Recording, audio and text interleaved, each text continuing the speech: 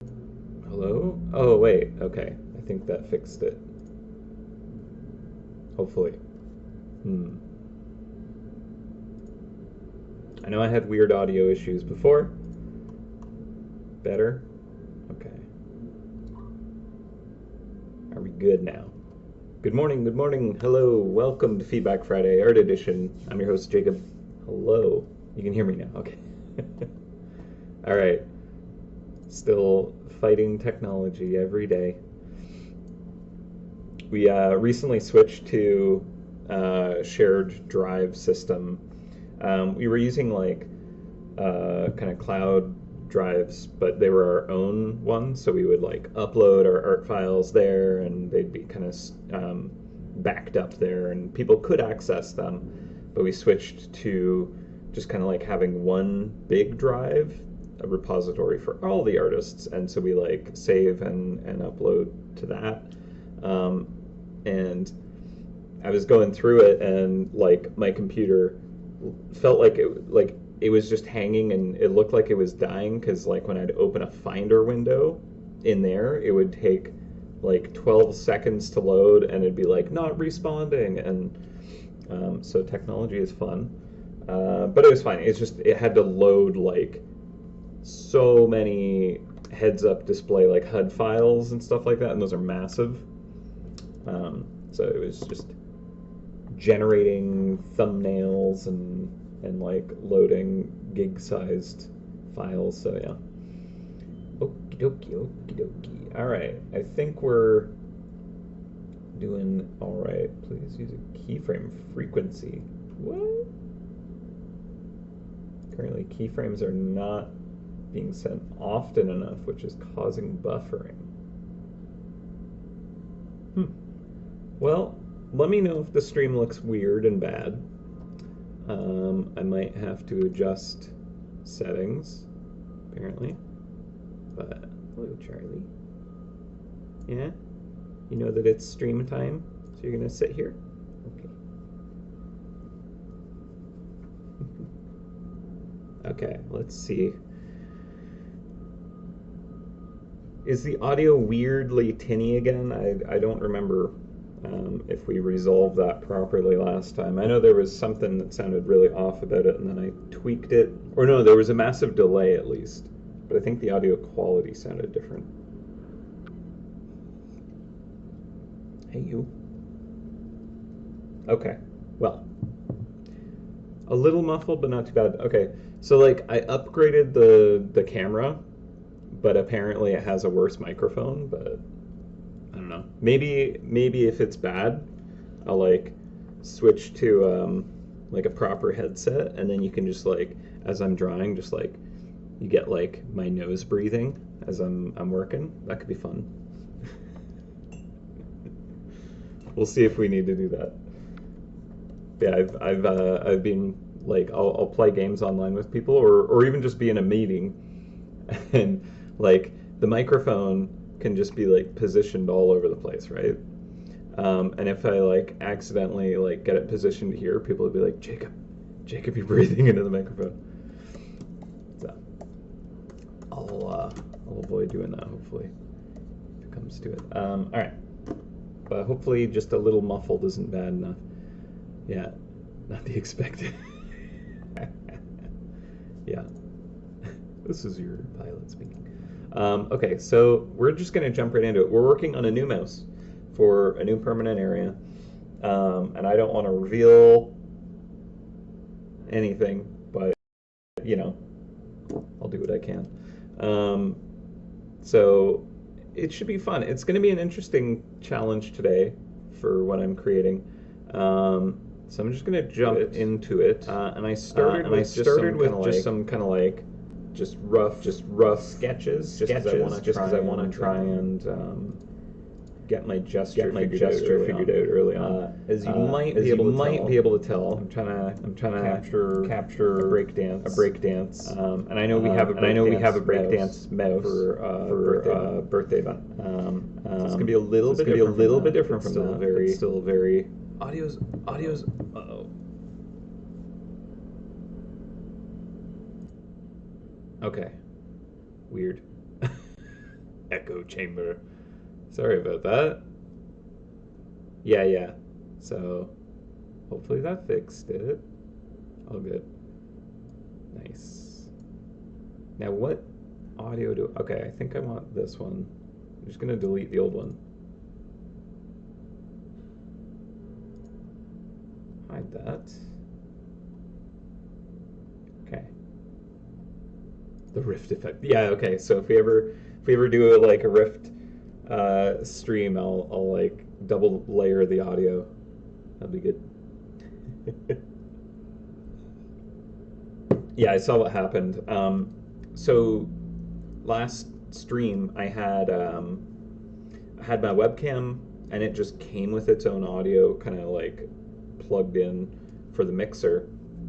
But that was causing a delay, so I muted that and I created a new audio channel coming from the camera, and that seemed to fix the delay. But then, for whatever reason, reopening this today, it kind of decided to bring back the old one. What I was saying is we do have Breakdance Mouse for the birthday event. And this is going to be a permanent content character. And we wanted to kind of have a breakdancing character again. So I want to do something a little different with this one. And you'll definitely see how it's going to be very different when we actually get to dressing the character up. But for now, I'm just trying to come up with like a good breakdance pose. So I don't know if we like any of these. I'll just like I can try and do a couple more just to see if anything kind of like is like that one. I want like a strong enough silhouette that you can kind of like just if we silhouette the character, you'll be able to tell what's going on.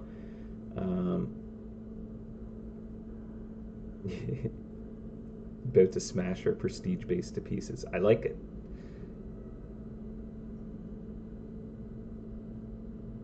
Would I ever be able to make a mouse illustration that's actually a GIF in the game, so he moves and looks like he's dancing? Technically, yes. That is I don't know. Can we do GIFs for the mice? Maybe. But one major limitation about GIFs is the color range that they have is only 256 colors. Sounds like a lot. But when you have an illustration, it becomes very obvious. If you try and use even a few colors, it'll kind of like really have to rake back kind of like the gradients of values, and like so any like shadows, any different colors, anything like that, it's gonna have like a designated pixel color. So what ends up happening is you get this like really processed looking image if it's like big enough and has a lot of different colors and a lot of shading. And our mice creations have a lot of, obviously high detail, lots of range of color and shadow and values and all that, right? So it would very quickly eat up the 256 colors, especially if there's frames of animation, right? Technically, it could be done maybe. Another actual animation thing that I've looked into, and I would love to pursue one day, is more of a kind of vectorized animation, not actually vectors in terms of the actual, like, the piece of art is a vector illustration, because that's very, like, flat and graphical looking. I've seen some really beautiful stuff, but taking, like, a PNG image, which is, like, high detail, has transparency, all that goodness, and being able to, like, puppet warp it, and like swap frames and stuff like that. And I've messed around in that before. I think I've shown it before. And I actually animated a mouse in it. It looks super cool, but it's also a lot of work. And the way that something like that would have to be implemented would be relying on like third-party kind of plugins and stuff, and that's a bit of a risk when it comes to long-term projects like ours, where like the support is kind of hard to kind of validate and maintain, and yeah, platform elements, all kinds of things that get in the way of kind of pursuing that level of technology. Also, it would take, creating a mouse as being a 1 to 2 day thing and making it, you know, a week long each. So if we ever did that, it'd probably only be for bosses or something like that. Yeah, okay, so what region is this for? I can't say. I'm gonna flat out like ask away, speculate away. I'm not gonna tell you what's going on with this just because, you know, it's still early days, and I just want it to be a mystery and fun.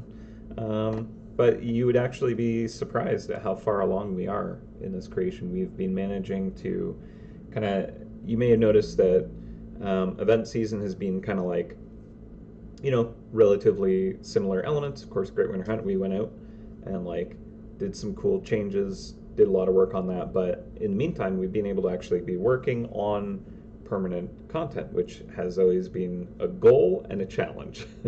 But we're doing really good on this. So we actually have a good portion of the work done on this, so I'm feeling good.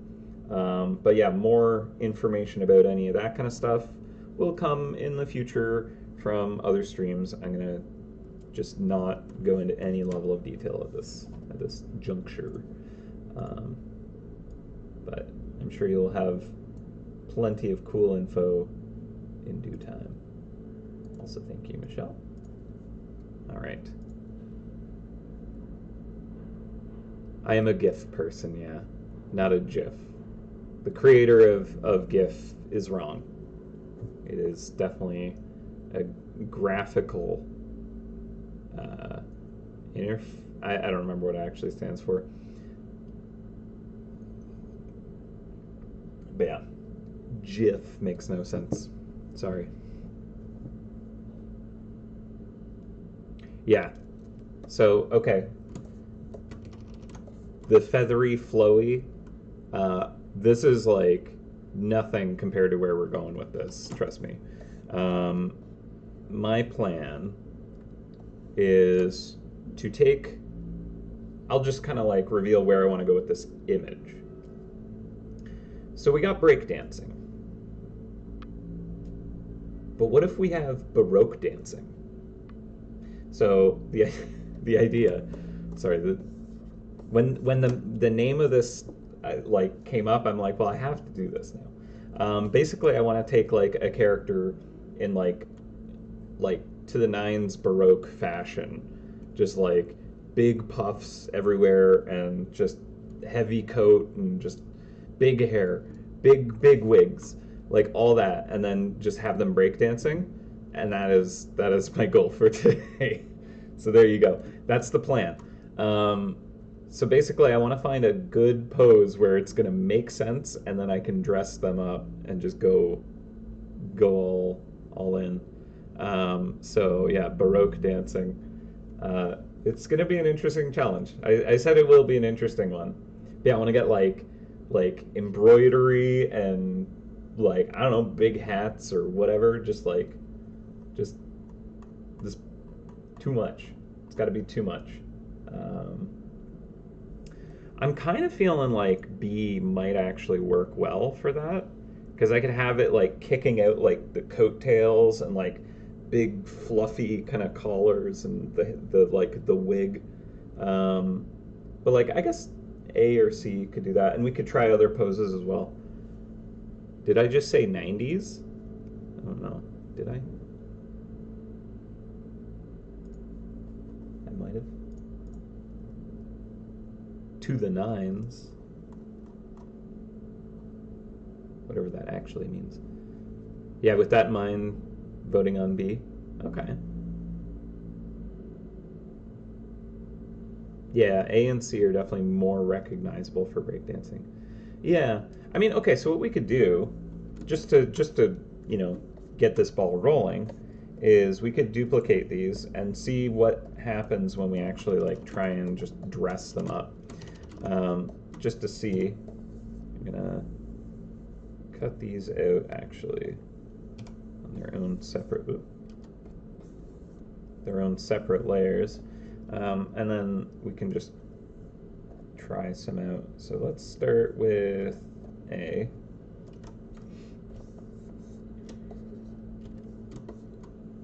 And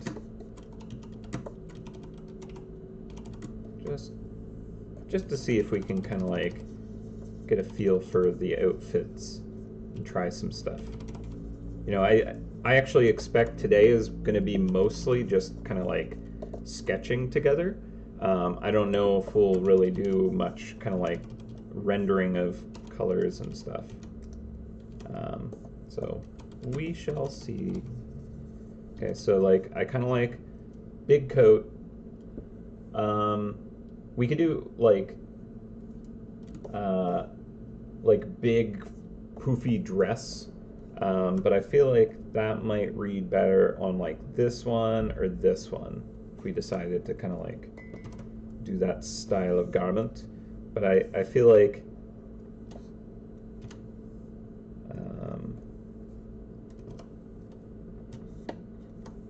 I almost want to like give the character like a cane or something like that with like jewels and I don't know. All right, let's just start with this one. If I did like a coat, it could have like big kind of like sleeves and like the jacket is kind of falling open or something like that.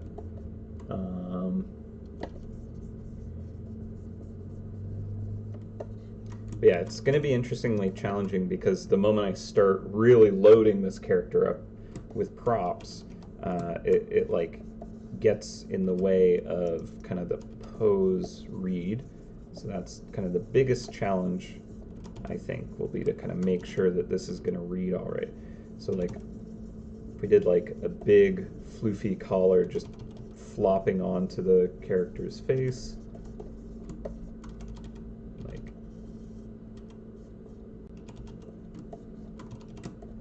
and like I want big hair too. So it's like suddenly it's like, where'd the character go? I'm so confused.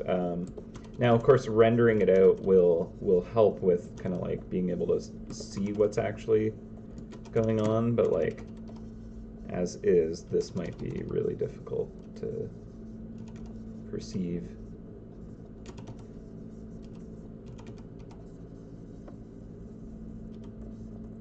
Yeah, I think this would be like an embroidered jacket, and like the inside would be like this golden silk or something like that, just way over the top. Very high cut pants with like 17 belts, and then they're like poofy pants.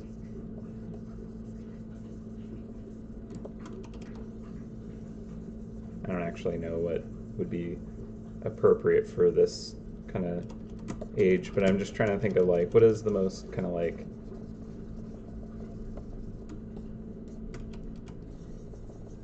ridiculous outfit to break dance in is kind of the goal for me right now. What would that be?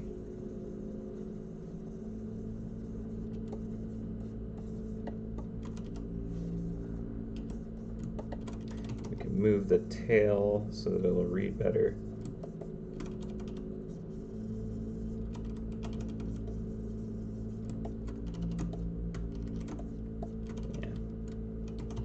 Ear over here. Yeah, it's like the face is kind of impossible to read right now, I think. Maybe I'll get rid of the hair for now.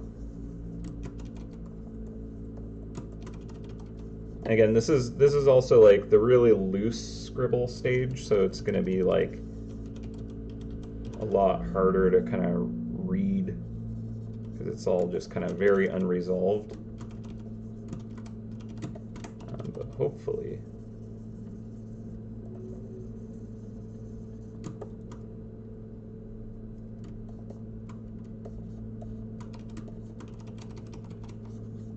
we got new cheese ideas in the chat.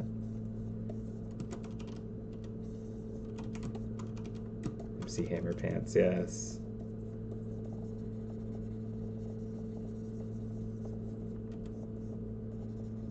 Then parachute pants. Okay. So, I don't know, this leg doesn't feel as good as it did in the initial scribble.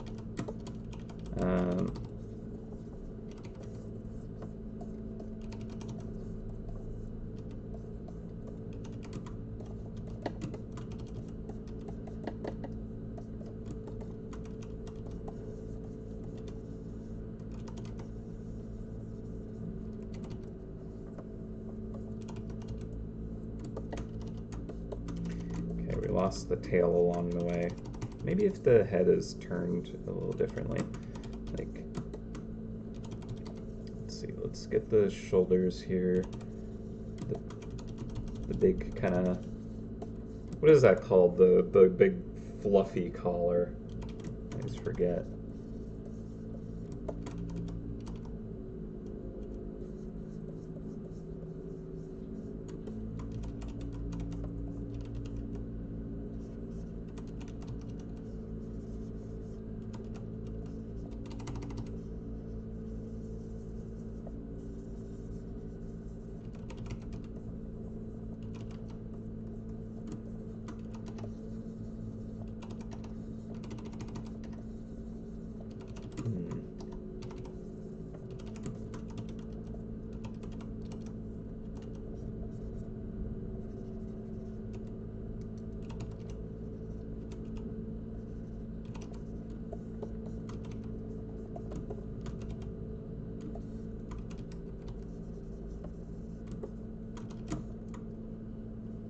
Yeah. Oh man. Like, what if he's doing like the head spin on top of the wig instead? That might be the way to do it. Do this one. So like, instead of like being smushed on the side of the face, what if we raise it up a bit, and just do like the full beanie spin.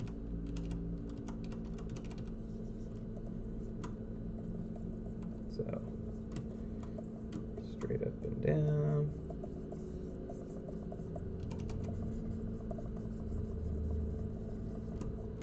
Like, got like the giant wig.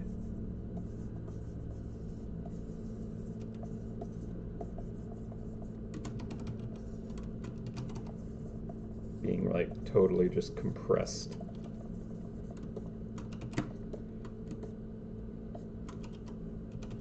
Yeah, that might be fun.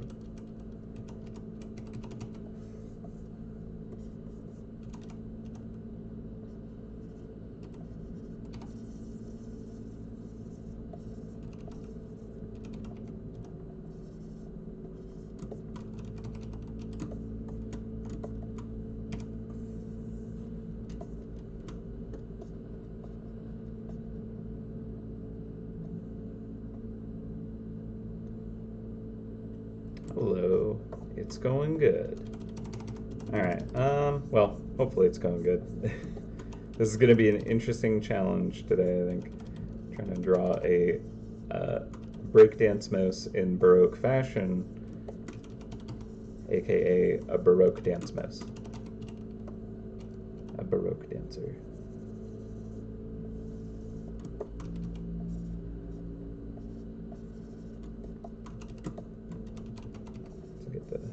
The like.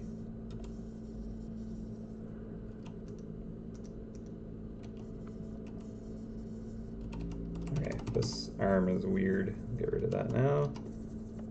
Okay. Fix that as well. Like maybe just like crossed arms or something. That could be good. Alright, I actually almost need to just flip this temporarily. Just because, I don't know, my brain is not good at operating. So, kind of arms crisscrossed here. Bam. Bam. Doing like hand gesture thing.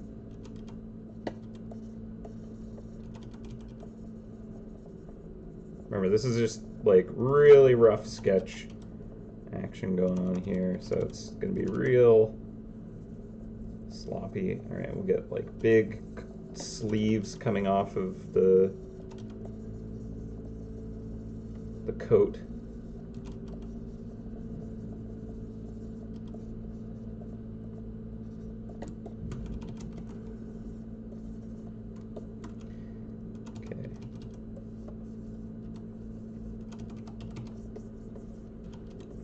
And then I like the jacket just kind of like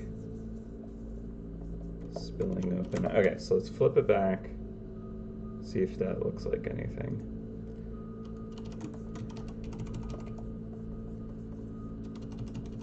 And I want to try and make this look more like a wig than it is right now, because it doesn't really read that way. The like big kind of curls wig.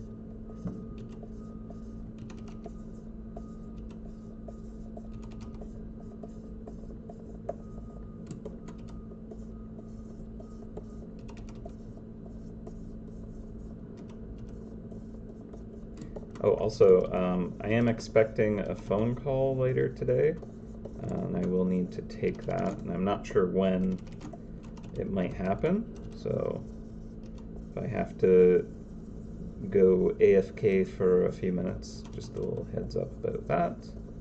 Oh, also, I want to make sure, am I recording today? Yes, I am recording. Okay, cool. All right, so that's kind of fun. I think that we'll get even more ostentatious with the outfit, because this doesn't feel over the top enough for me.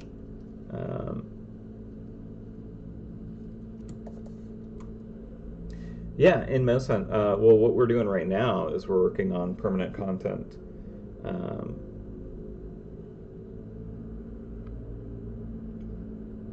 Which is what this character is going to become a part of. Should the tail be like, whoop, going straight up?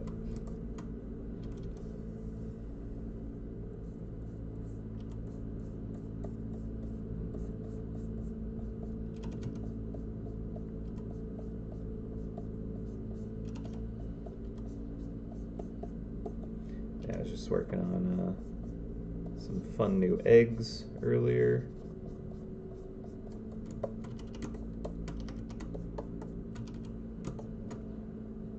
Oh, not as a dim. Right now I'm actually doing a little bit of Big Jack. Because why not? Why not? What is everyone else up to in there? I still have to actually go and get the Folklore Forest rigs done. I haven't completed all that yet. But I did recently get my Dragon Slayer cannon action, so giving that a go right now.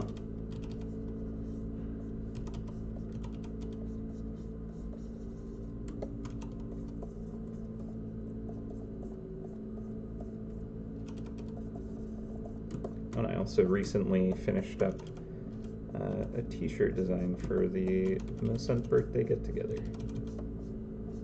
So that's pretty fun. All right.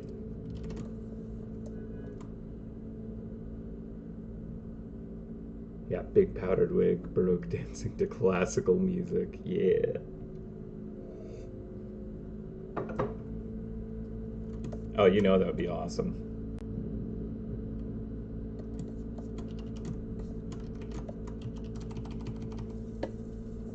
Get all the big players out.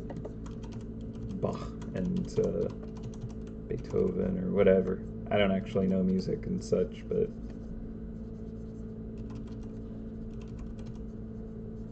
big strings.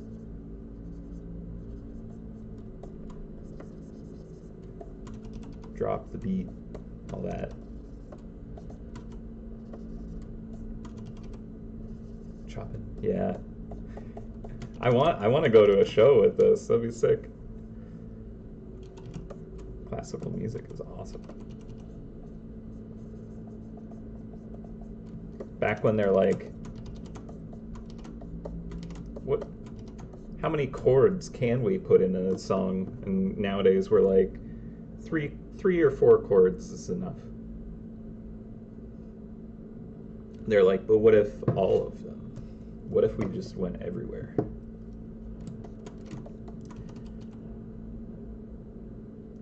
Yeah, see, actually, I don't know a lot about the Baroque period and stuff like that, so most of the cheeses are Parmesan, mozzarella. Oh, that could be interesting.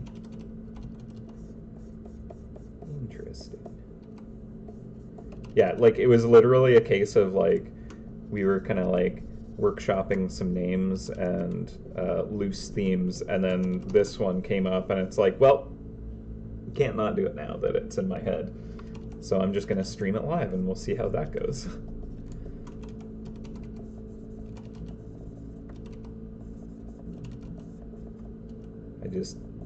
The silly pun was just too strong to deny.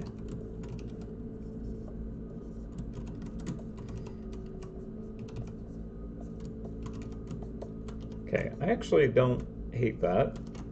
I think there's definitely a lot of work to be done. I kind of want like, just like a cane, just kind of like, just ready to teeter over. And it'll be so fancy looking. Just like jewels studded with jewels or something like that, you know?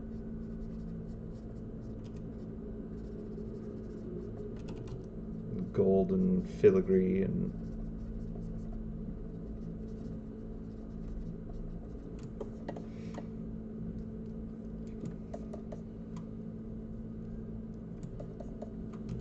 just the mouse is that fast. They just kind of like drop the cane and onto their head.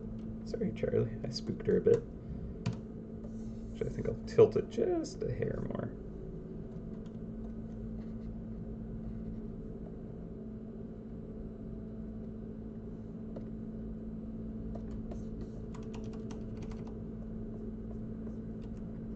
This mouse is ready to bust a move at the drop of a cane.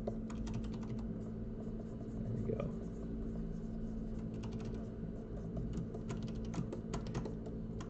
Okay, that's kind of fun. I think the coat could be like 12 times bigger though, so I might consider that.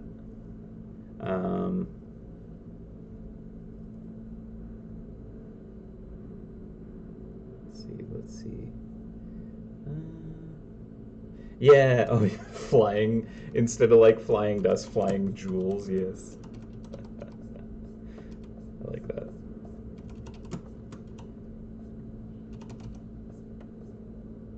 Okay. I think I'll have like a little bit of more centrifugal force, centrifugal, and have the tail kind of like pushed out to the side a bit more.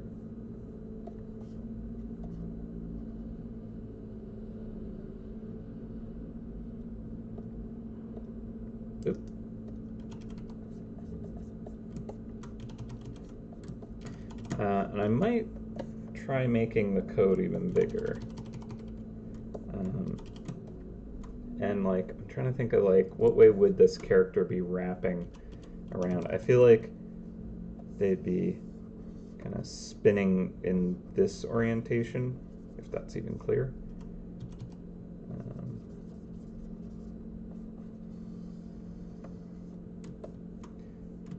Clockwise, I guess you could say.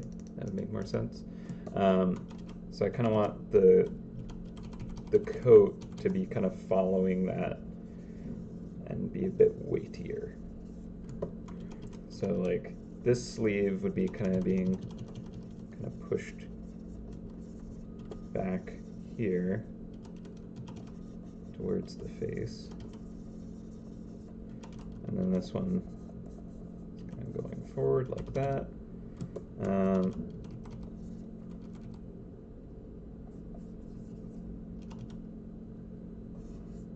Yeah, it's going to be a challenge. So like, maybe it's like multi-layered coat.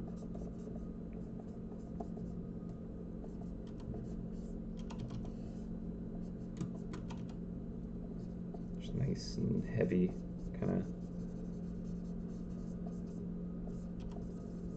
See, I don't actually know what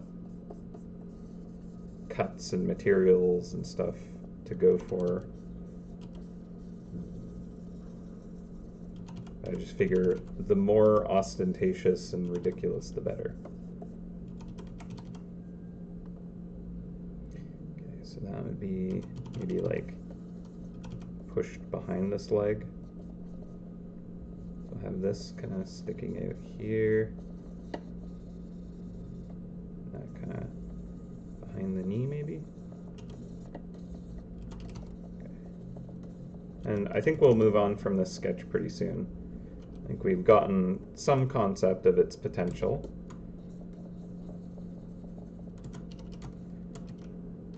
That lines up a little too good.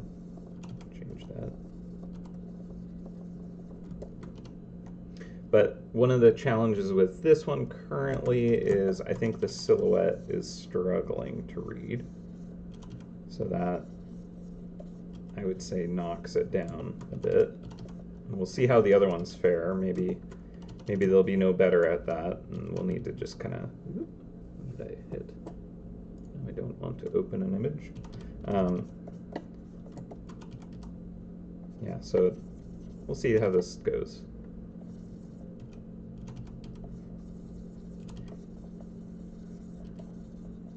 All right, I'd say that's maybe good enough for now.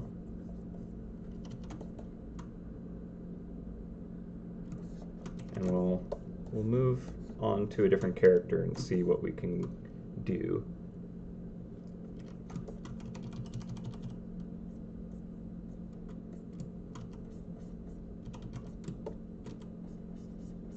Yeah, I really like the concept of just that, like, sets the cane spinning and then also spins.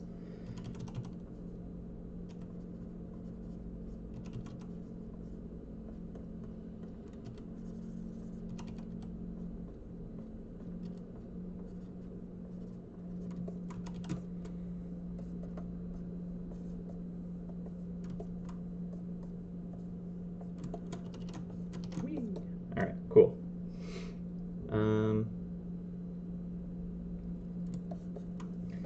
So, smaller coat, bigger coat. This one could work pretty good. I do wonder if we would want it to be the like landscape mode for this though. But at the same time, it's not like a boss level character. It's like a pretty low tier character. And I do try to reserve landscape for the kind of like bigger, badder mice. So actually, we could potentially use that verticality to do more with the kind of outfit maybe. So let's duplicate this and see what we can do. Like if we did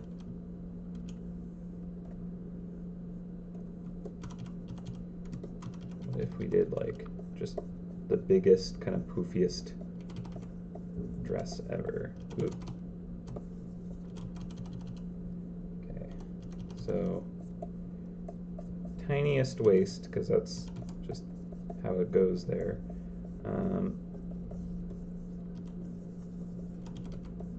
And then just like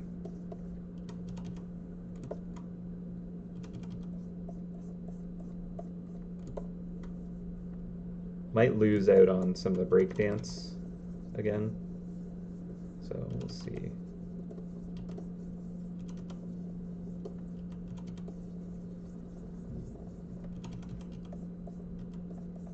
Yeah, again, like the actual outfit might be too big for this pose and like just kind of drown it out, where you can't really see what's going on because it's all just fabric everywhere. But yeah, like big kind of puffy sleeves,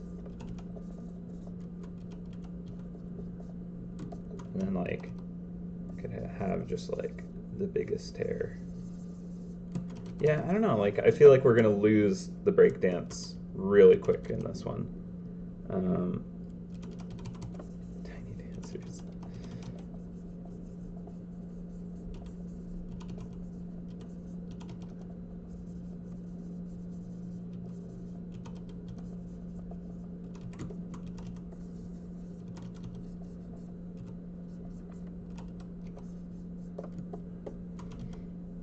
So I feel like we need to like prop this character into the air even more.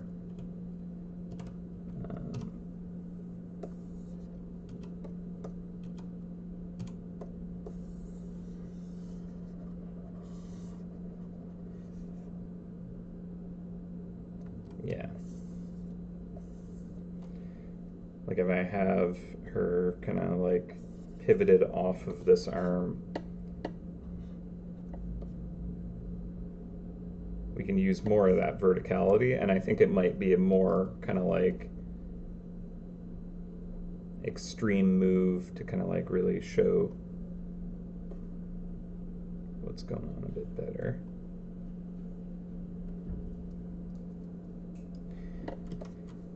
Okay.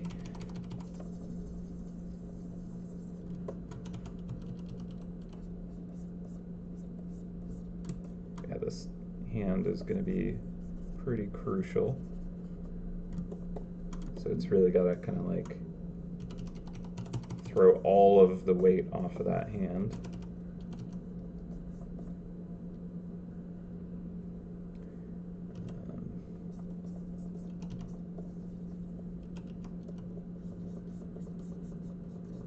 Now that we're not pivoting off of this heel as well, we can kind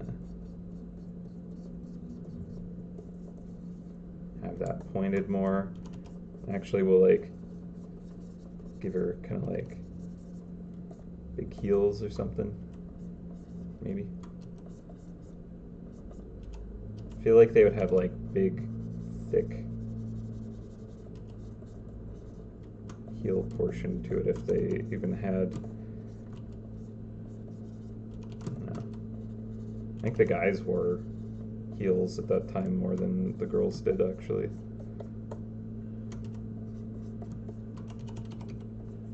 If I am not mistaken, which I very likely am. Okay, and then this foot up here, I need to like kick way up.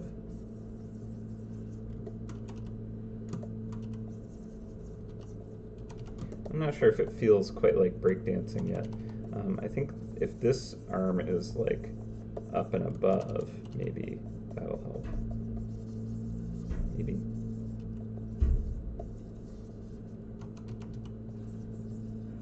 Now we're doing like capoeira, which is fine. I like capoeira. Not quite reading though, but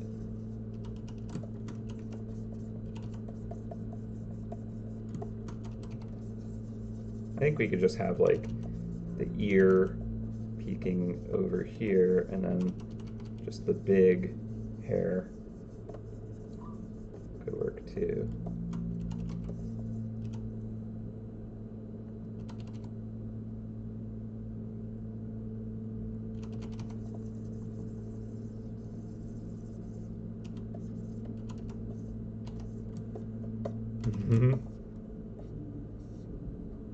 Karen, that's an awesome description. Very good. Very good. The Baroque dancer mouse distracts the hunter with his French noble style of belle danse, literally beautiful dance, and is bringing it Bach. Very good.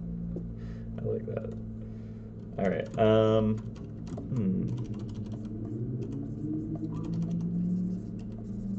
Bringing it Bach. That's awesome. Okay. Let's see.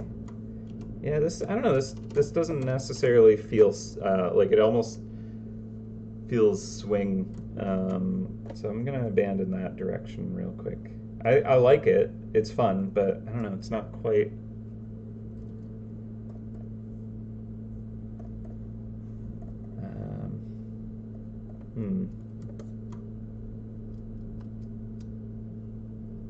I almost want like just like a b-boy kind of like pose, but like just big outfit, you know. Yeah.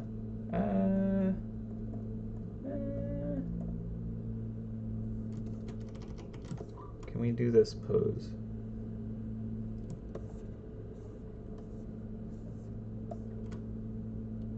Yeah, that's true. It does feel very similar to the other breakdance mouse, which I should actually pull up as reference to avoid. Yeah, copy image. Here we go. Let's bring in the old one, just so that we know what's up.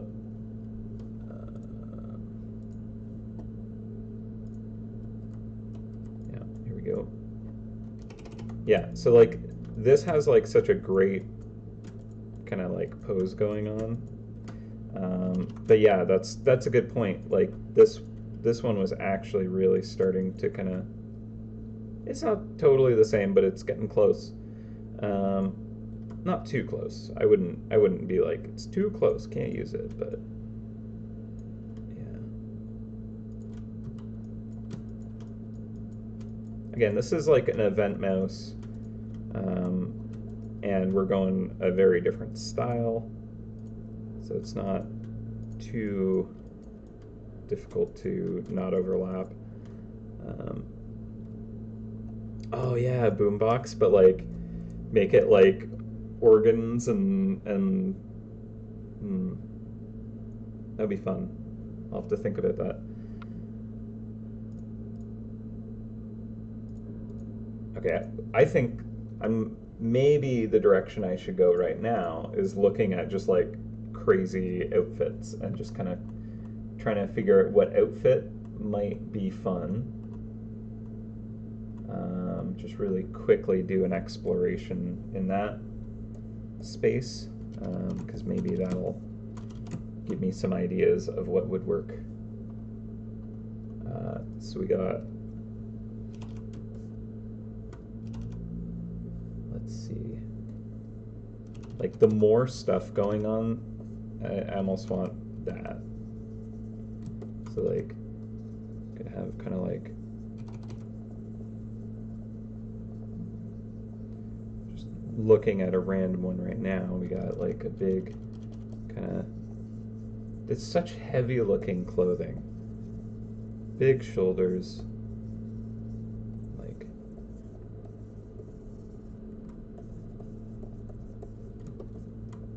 get like the big collar action.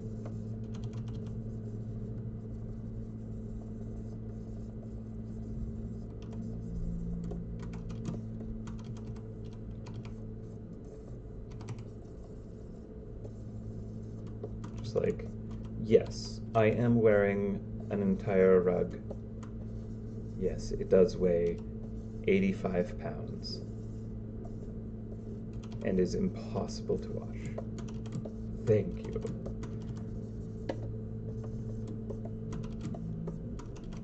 Just like the poofiest pants.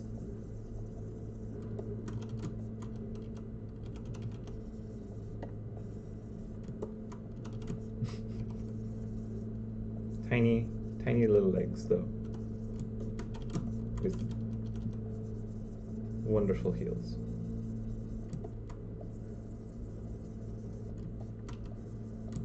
Blink. There we go. Must have a gloved hand.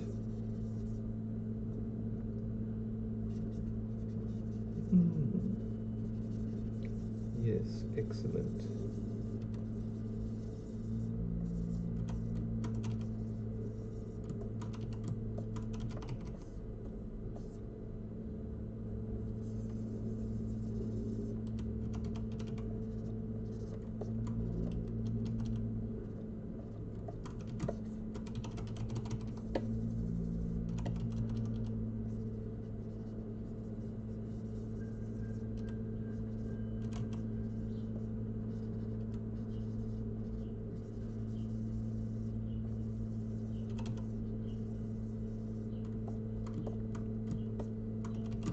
Could have more, like a sash. They like sashes too.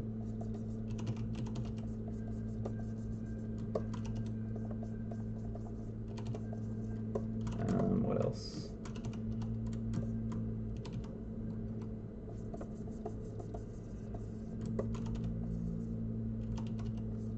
Everything is embroidered, by the way.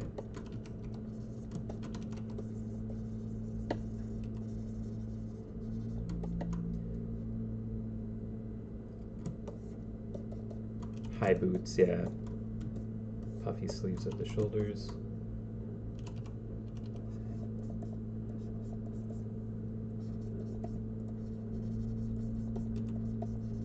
But they gotta be like toit boots, just cutting off the toe circulation. Maybe this swoops.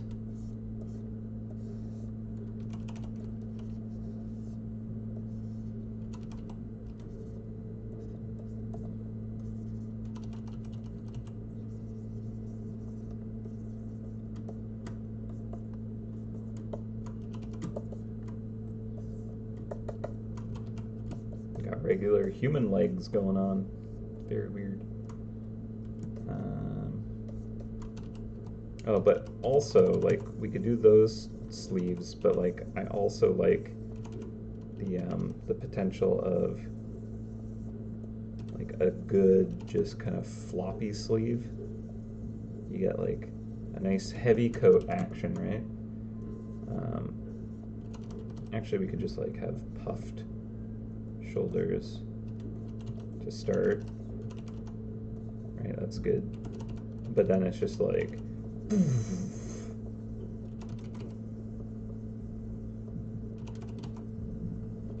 then gravity.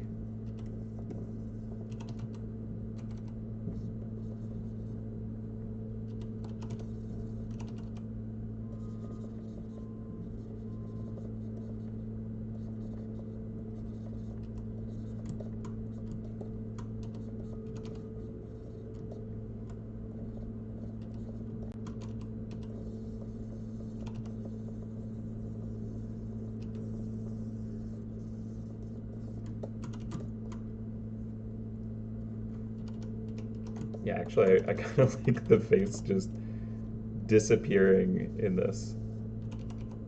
Just nothing but ruffles.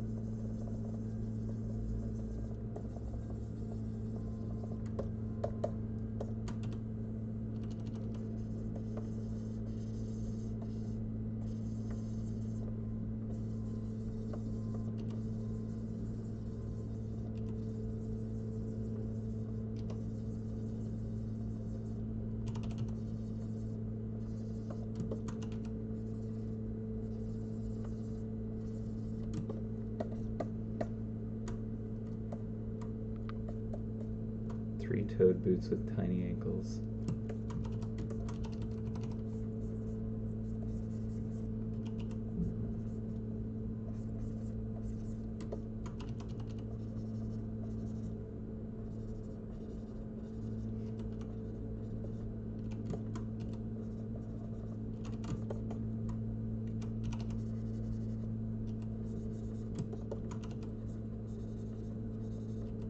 Not sure if that is what you meant. Doesn't quite. Yeah, well, can make the feet work eventually. Yes, exactly. Hello there.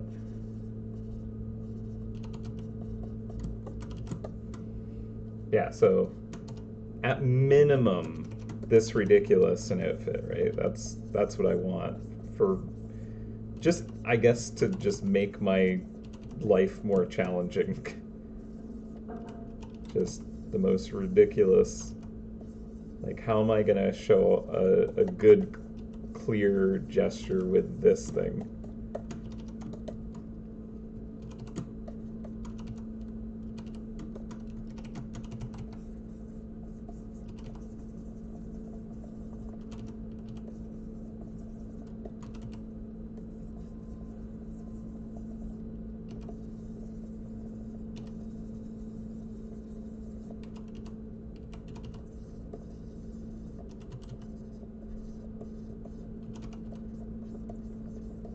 This should be an interesting time-lapse video today.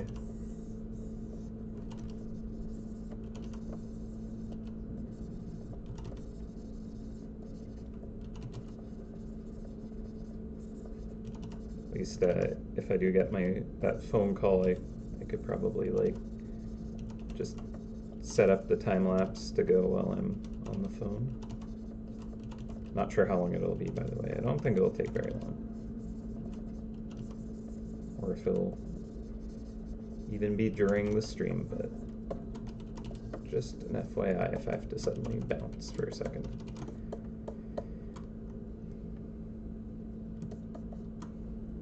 Ooh, alright, let's...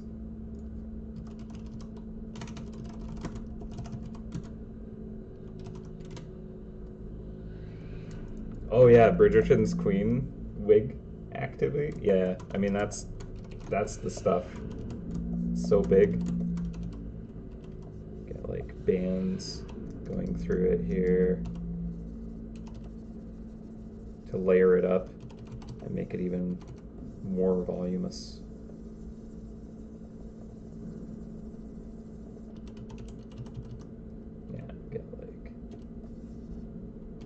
Curls on curls.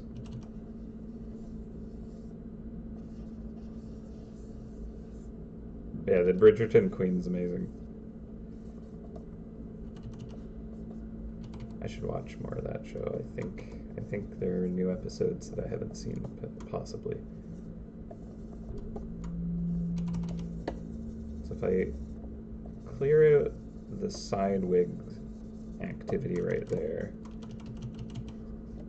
gives me a little more controlled silhouette. But then I still kind of, I don't know why, but I want like a little bit of mullet action. Just to get it in there. Just some side hairs coming off the back. Alright. Oh yeah, no. Very good wigs. Absolutely. Perfect inspiration for this, TBH.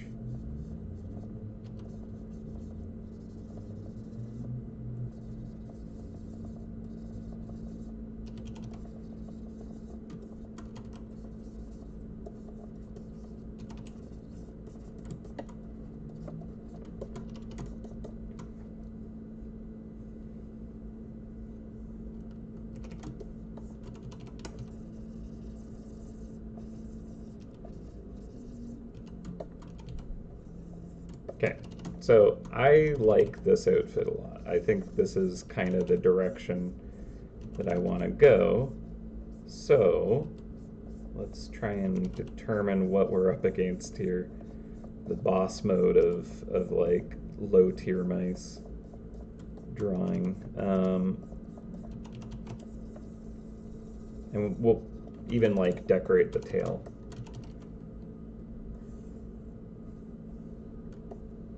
With something. I really like the concept of this kind of like the collar fluff just being too big. Just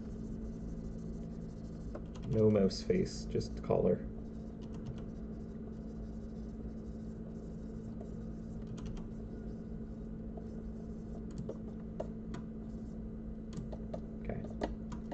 Okay.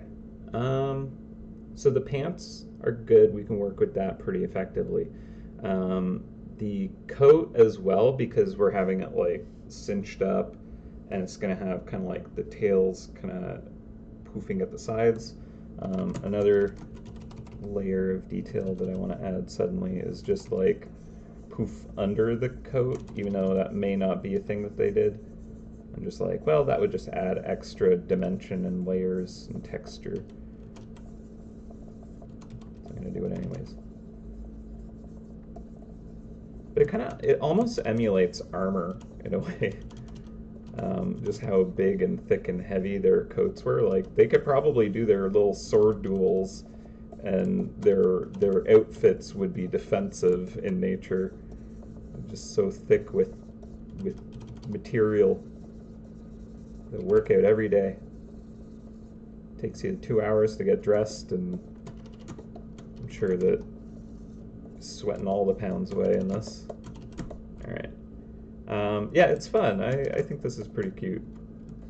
Yeah, so, yeah, we're going for a breakdance mouse, but I want them to be all Baroque styled, and so they're going to be the Baroque dancer mouse.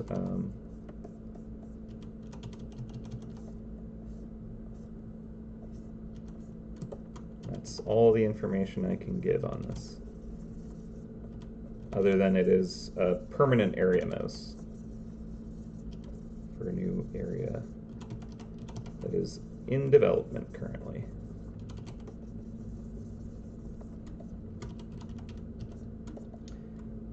All right, so it is 12 o'clock now. We're going to go for another hour, and then we'll take lunch. And I'm feeling good about that outfit. I think it's funny. Let's see. Fun and funny. Okay, so what pose?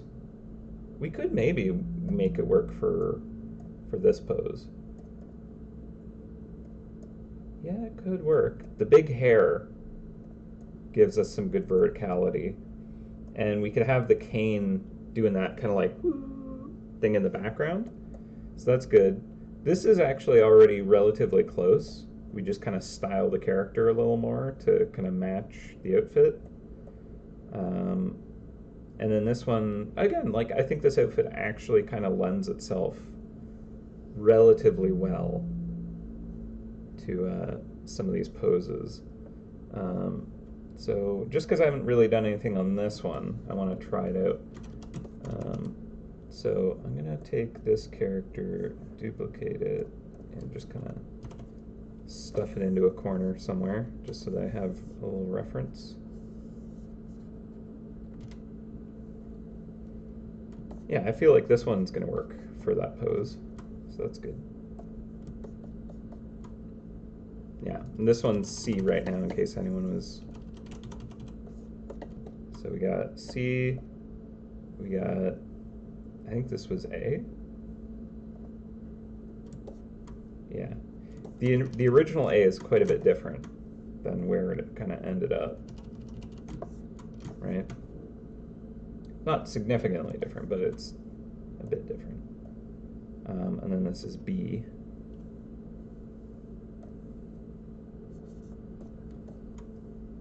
Just so that if people want to like reference a specific pose, then we have a language to work with. All right, so back to C here. I'm gonna duplicate this just so that I can try a few different things if I need to. All right, so first off, let's get the pantaloons on point.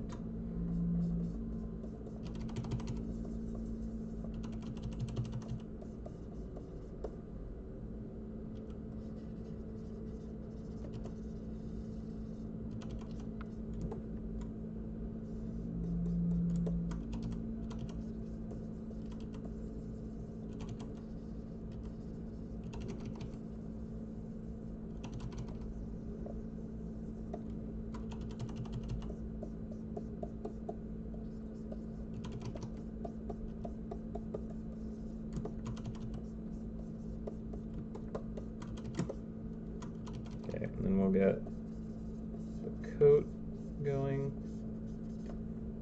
And this kind of has like a pinched waist thing going on, with like a hard shell to it, which will have like some fun contrast of texture compared to like all the ruffles and the like poofy pants, even though those look very like heavy cotton, or wool rather.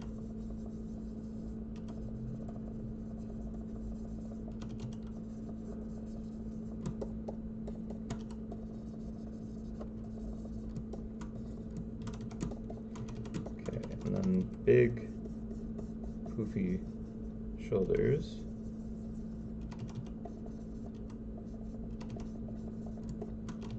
Oh yeah, and the collar that just absolutely just like a pillow, just smushed. So yeah, again, we're not gonna be able to see this character's face at all. But at least with this design, that's kind of the intention. Hopefully the pose can still read.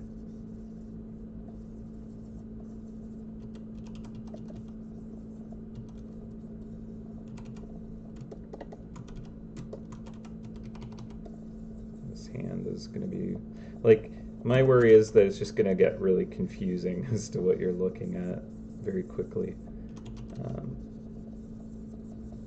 It's like, there's just a pile of ruffles now. Same pose, but it's all ruffles.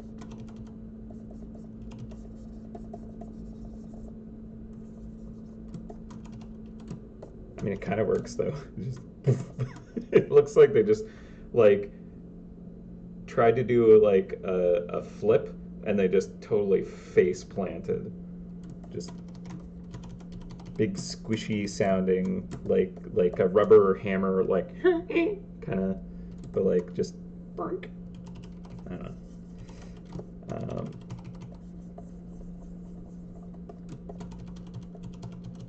Get that wig.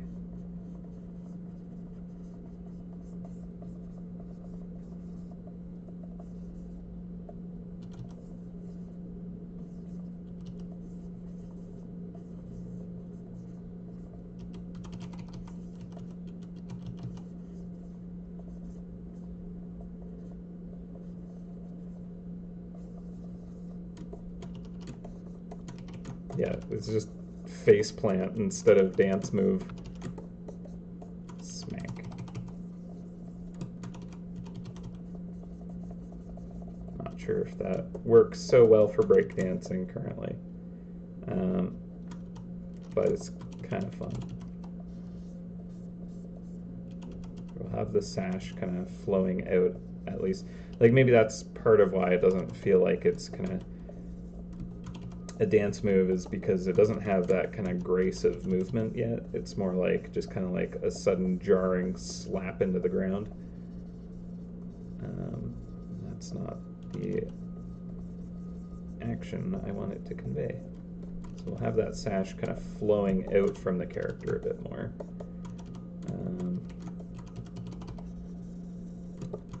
Same with like the kind of ruffles on the pants here. If those are kind of like flowing outward more, maybe that'll convey that spin.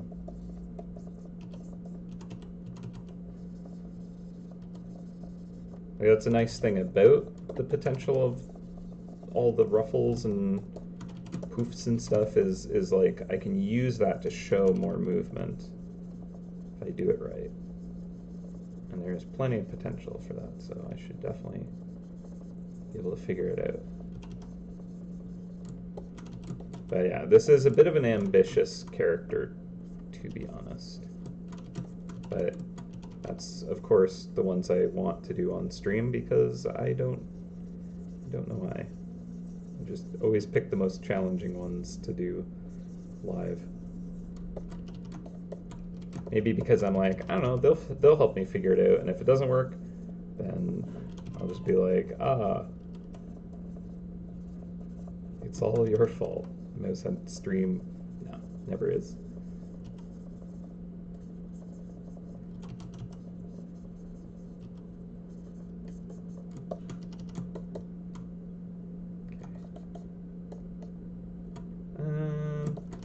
Maybe if this knee is actually more kind of like launched upwards and kind of like popping. So like if it's more intentionally kind of springing into the air, like they're kind of kicking it up to kind of like pop themselves around, that might feel a little more intentional than the face plant.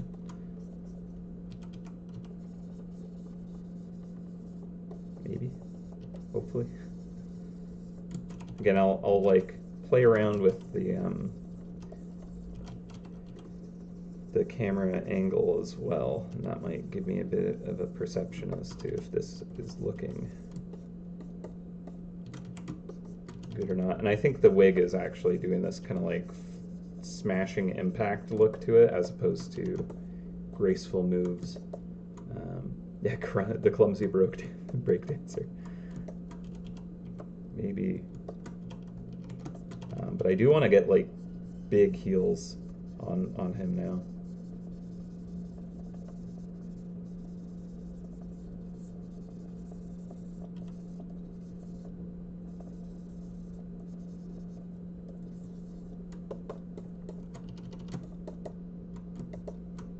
Yeah, it just looks like, especially with the heels now, it just like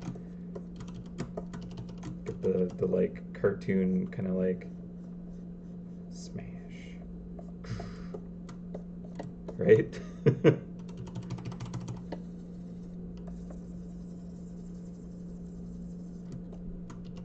Yeah, I think, okay, so the wig is kind of like implying that like kind of smashed down. So I think we gotta kind of go into this kind of territory again of like kind of like being on top of the wig, which is cool because like I want to show this face, this hair in that kind of way. So I think we're gonna go that route again of kind of like intentionally being on the noggin, which is perfect because that is definitely an iconic breakdance move of like spinning on the beanie. And so spinning on the big wig is perhaps the next greatest maneuver in Baroque dancing.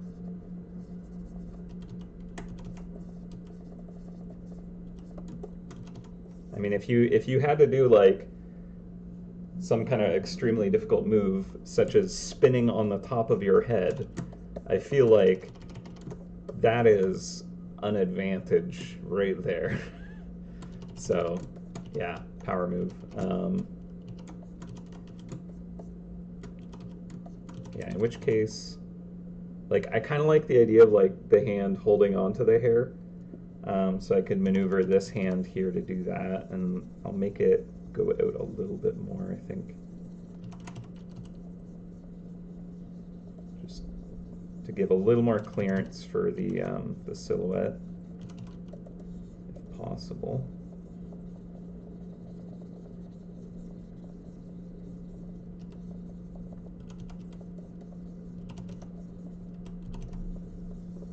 Yeah, it's just, there's so much material and gotta put it somewhere.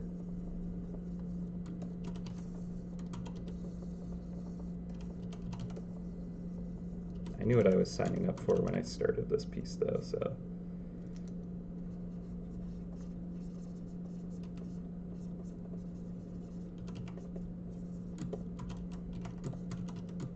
And I kind of want to get this hand out of the way back here, just because I really like this, right? So I want to be able to kind of like show that. And right now, these ruffles do be a bit much right in that face. But I do like this shoulder being kind of like the frontmost one. So if I have that go up here, we can do kind of like a split shoulder jacket design thing going on. So we get like the kind of like the puffed articulated shoulder here, where there can be kind of like silk joinery or something to kind of make that a little more comfortable and maneuverable. And then big collar right here. So we're gonna actually move the wig down a little bit more, I think. Make room for that face. And we'll want to actually put it in the center of balance a bit better, just so it doesn't look too broken.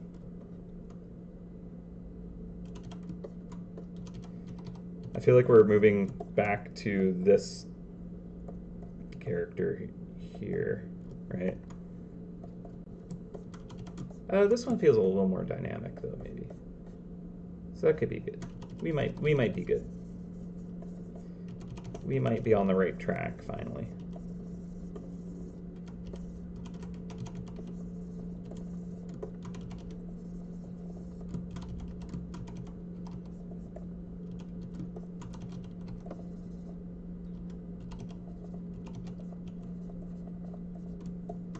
Okay, it's gonna be really challenging to like capture this face just right, I think.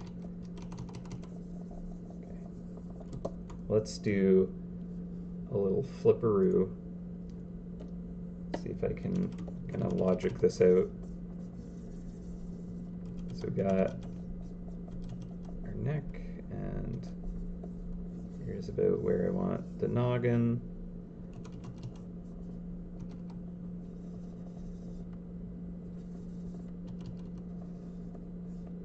Get them ears going.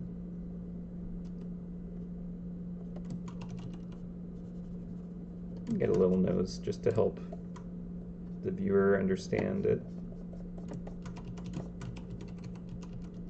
An upside down face is surprisingly weird to look at for our brains. We're not used to seeing faces upside down.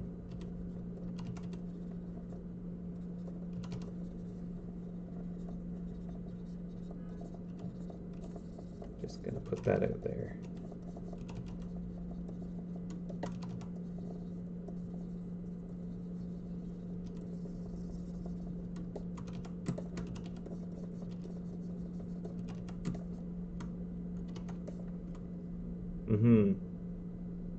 Yeah, more challenging with the stiffer fabrics where flowing clothing or swirling cape makes the movement more obvious. It's true. You are right. We have a few flowy things to work with at least. We have like the cuffs, which I think are like a nice kind of billowy silk. We have the tail, which can kind of swing out. This shoulder feels way too big. Or not the shoulder, but the elbow feels like it's sticking out way too far.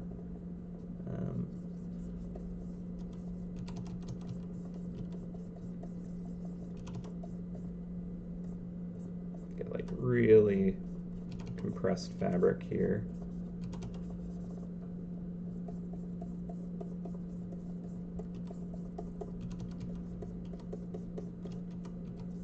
Yeah, like trying to balance this complicated an outfit with the complicated pose is certainly going to test my skills. I think I want this sash to be like really out there.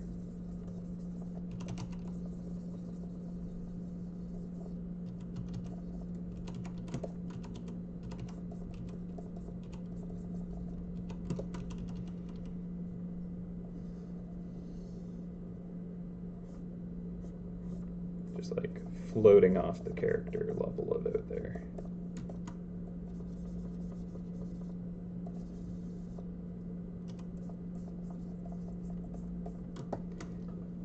Ooh, all right, yeah.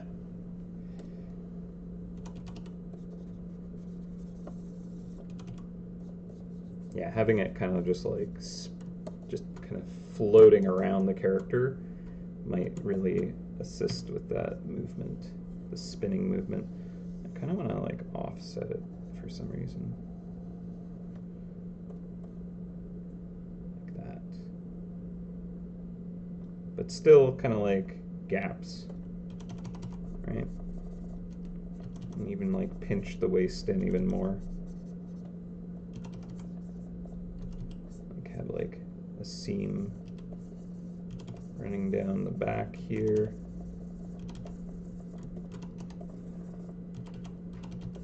I'm imagining it's basically like thick rugs sewn together to make this coat.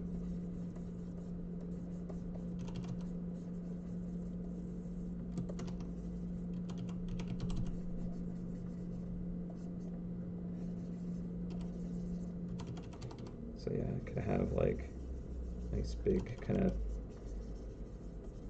fluffy kind of shoulder seams here to kind of let this super dense fabric move. Okay.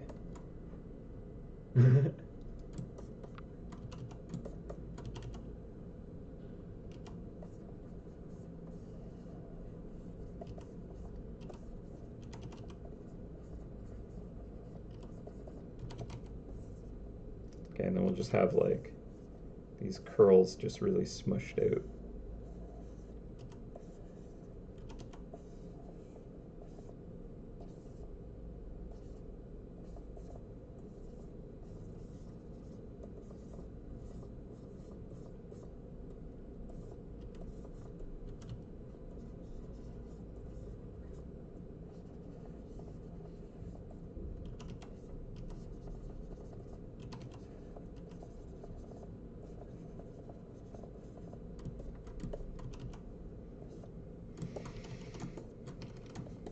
Looks like a big brain, big cartoonish brain.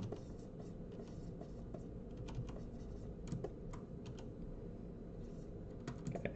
The arm here isn't really kind of doing what it needs to yet, so I'm just gonna nuke that. It's just trying to make it work, but it wasn't.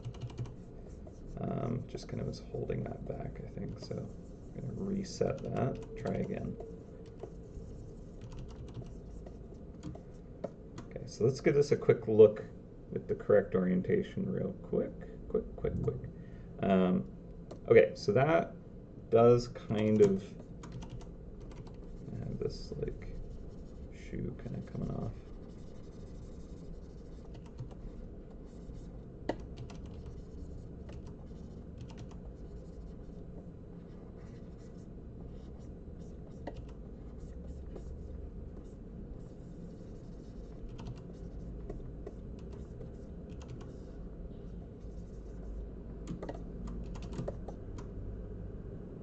So now we have no arms. Got to figure it out. Yeah, right now that is kind of intended to be a nose. And by kind of, I mean it is.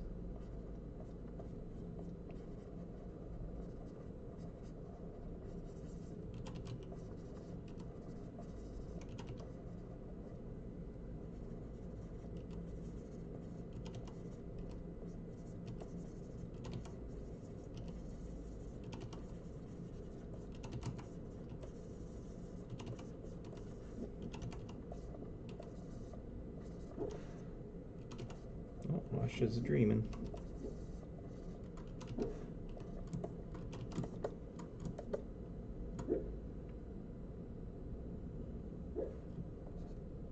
Yeah, arm pointing back in a twist makes sense. So I'm wondering if like doing like one of these would look good. So let's do this again. And like, so I think the back arm is going to be doing that like kind of angled twist thing. But the front I like kind of doing a pose with, because then it's a lot less like, oh, I've fallen on my noggin. It's more like, I'm intending to be on my weird brain, spinning on my brain. So let's see, it would be kind of like a boom, wrist, kind of twist, keep that straight.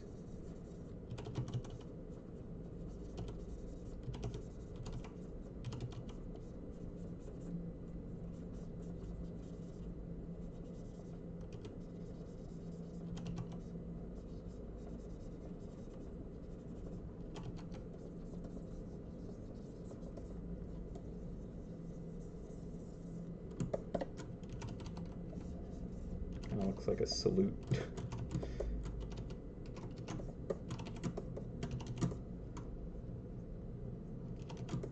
Yeah, and then so if this hand is kind of like out here doing a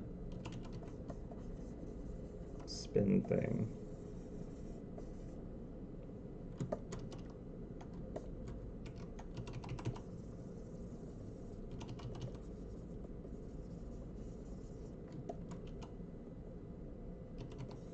To make that come down quite a bit more. But I don't want to ruin the silhouette potential of that sash.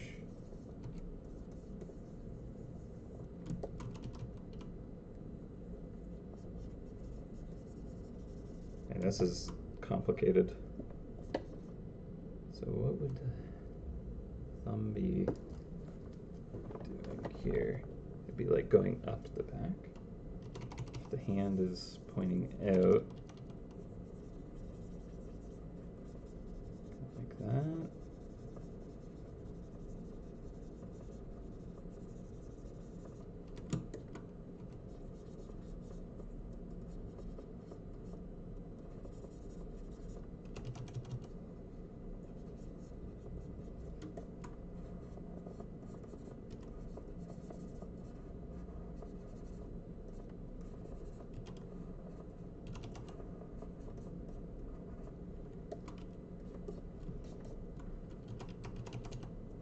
We got like the ruffles going on behind it. Show the kind of coming towards us at least with that. Okay. The big shoulders make it hard to make the sash. Actually, I'll make the sash like just swing way further out. I think that'll be okay.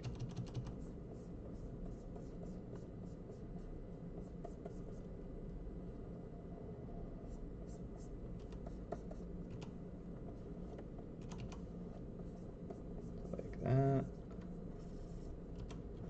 Get the seam back here. Just identify what you're looking at, maybe.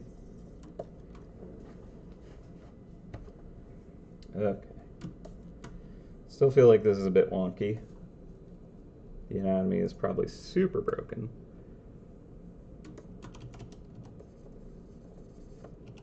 And I think the cuffs should just be like flinging off to the side here, you know?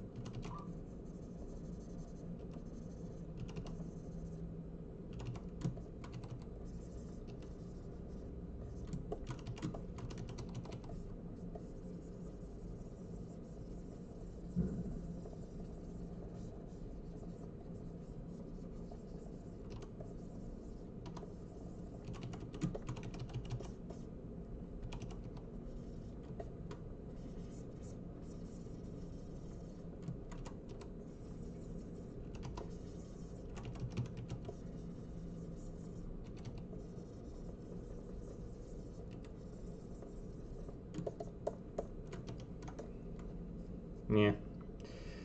So complicated. I don't know if that works as well as it seemed like it might.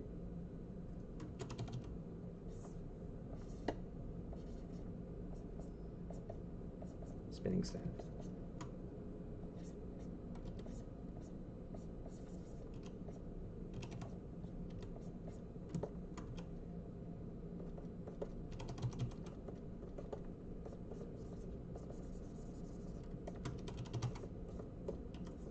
I do really like that spinning staff idea.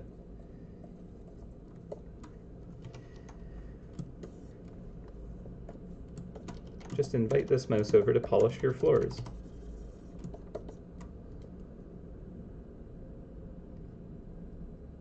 Yeah, it does read more. One hand touching the floor would make it feel more like it's the spinning move. Okay.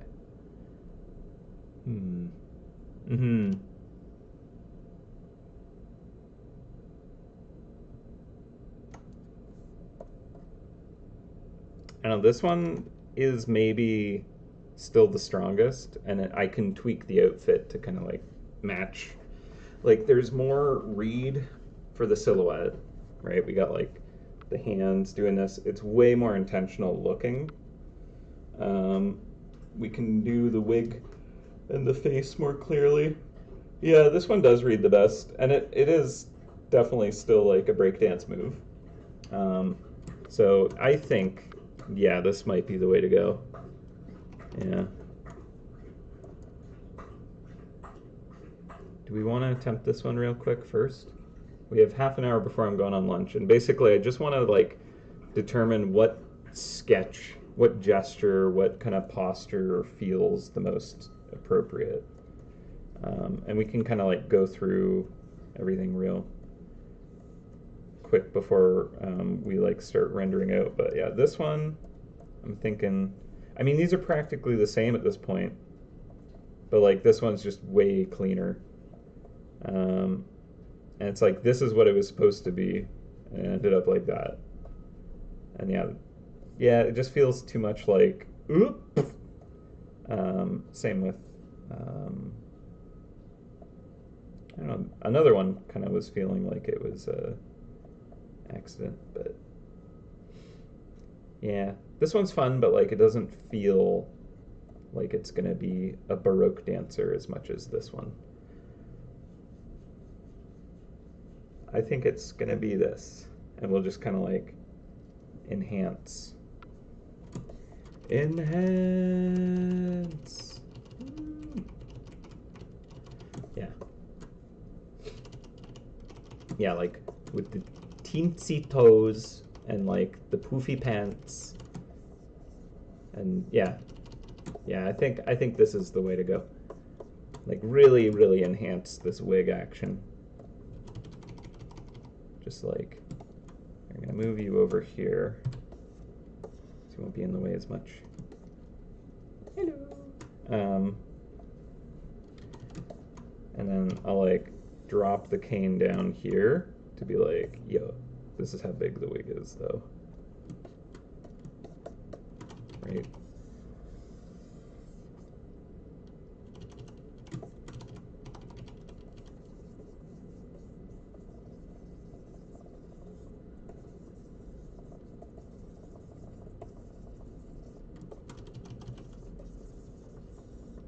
And then I can have my nice mullet spin where there's like the strands kind of flying off. Yeah, no, it just like, it was so hard to make the others read clean, and I think that's just what really kind of didn't work. You know, I think what is extremely important is like a good clean read on an image, and it wasn't doing it. So we need to reassess and kind of reconsider. And this does have the ability to read well, so I think this has to be the direction.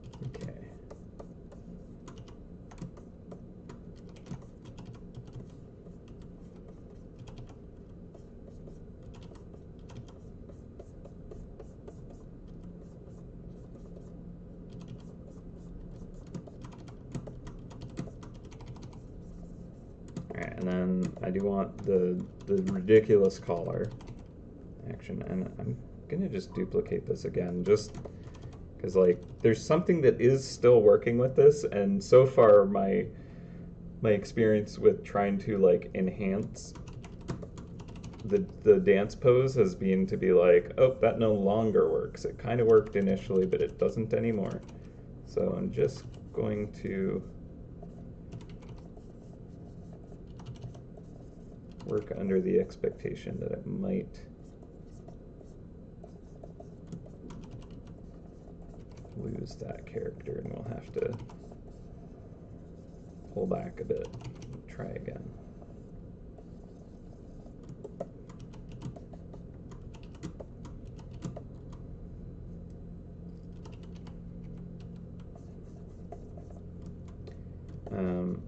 I might, again, flip this just so it's easier for me to kind of register what I'm trying to draw here.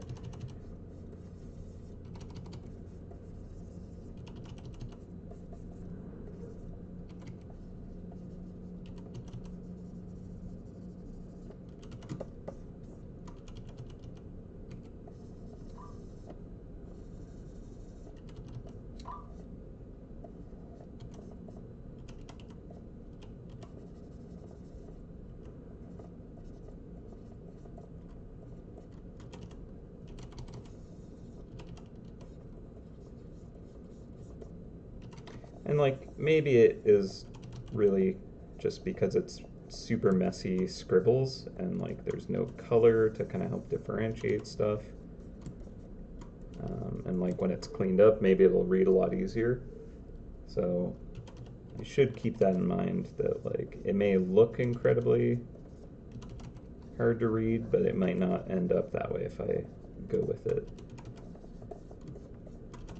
Chances are through the rendering I can clean that up quite a bit.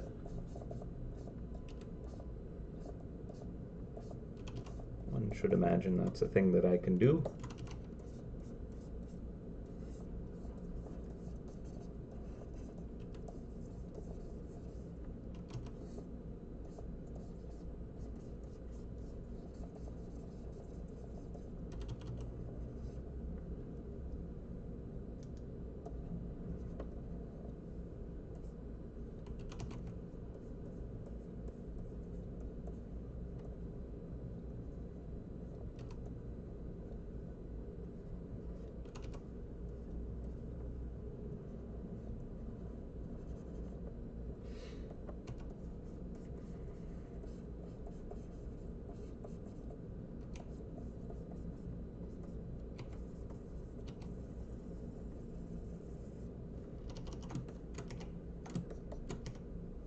So far it feels a lot easier to read though, so I like that. And I like the ears and the collar being separated enough. There is a gap, so the silhouette can kind of work with that. Has this kind of like gravity pull to it, which is good.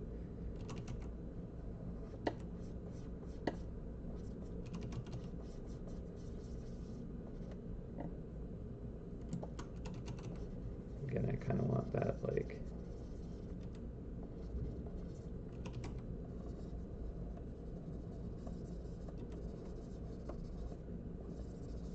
we'll see if these kind of strands at the back will read, but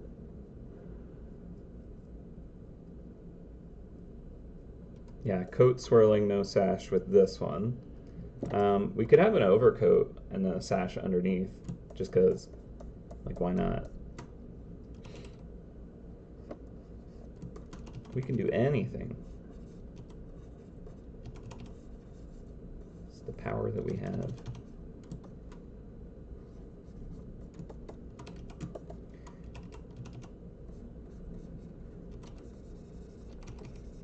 I think these sleeves, I'll tone down just enough, but like they can be like doily fancy with like all these micro kind of detail cuts out of them to make them look really over the top. But if they're just kind of covering up everything, they kind of are just difficult. Anything is possible in Narnia. Welcome.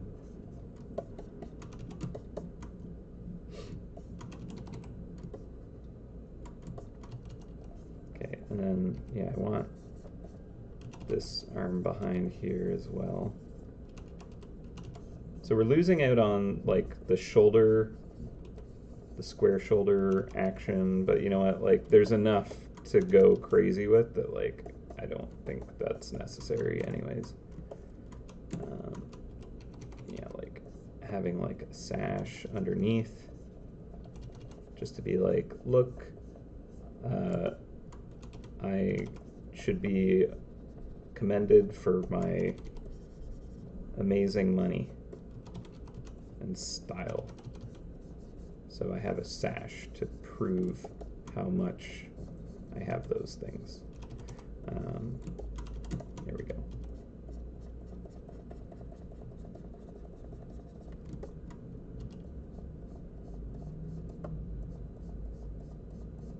The sash of, look at how much better I am. Where's your sash?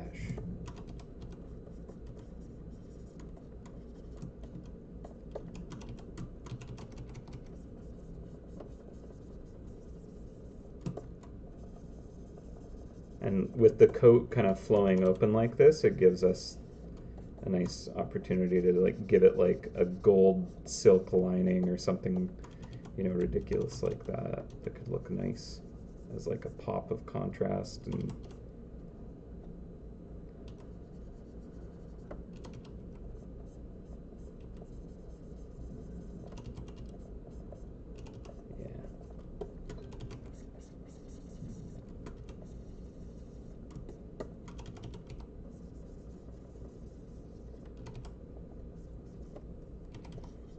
we could still get like nice embroidering on like the sleeves here. Kind of seem like they would have that, right?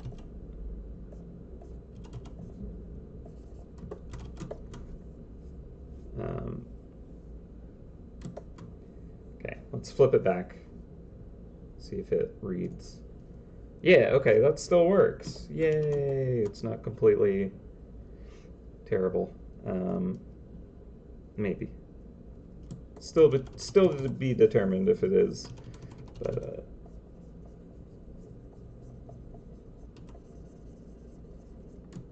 I at least don't immediately feel like it isn't reading as something, like it's just a pile of, you know, mess. This at least feels like there's some kind of pose, intentional pose, not just like I've fallen awkwardly. So that's great.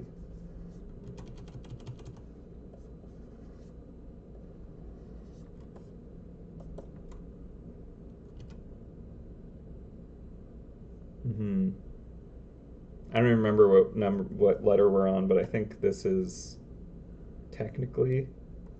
Wait, all right, did I miss anything? This might be the first time I've ever heard nice mullet. A little far behind on the chat. Yeah, strands of hair flowing out, it sounds like a great idea.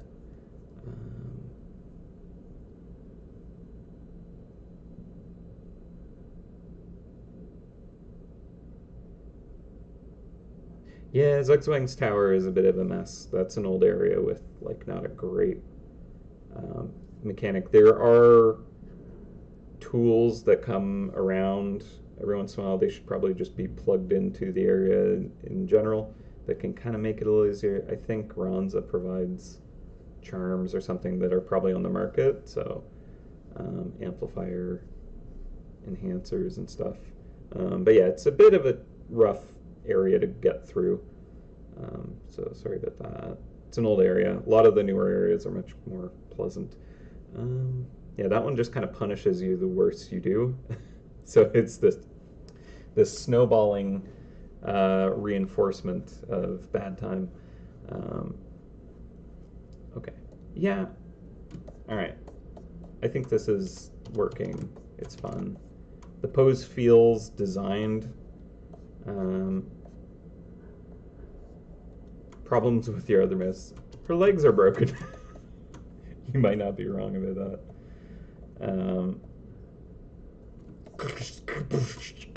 Crunch. Yeah. Honestly, like, when it comes to complex gestures like this, like, I have no faith in my anatomy skills. They're not the highest tier.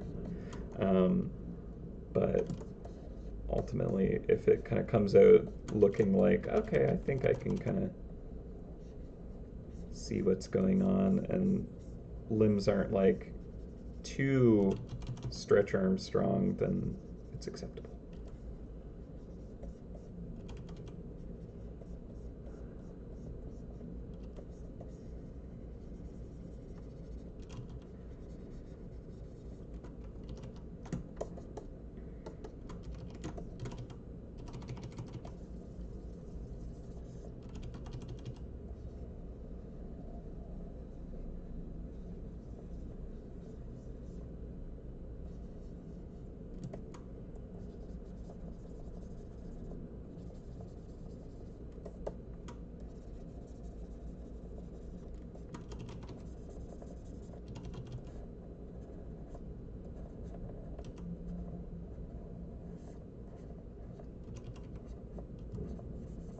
Someone in my building is cooking up a storm, and initially it smelled like really nice, like caramelized onions, and like making some kind of like stew or soup or something quite nice. And now it's kind of gotten more into like that burnt kind of smell, so it's like much less like more like, oh no, someone messed up.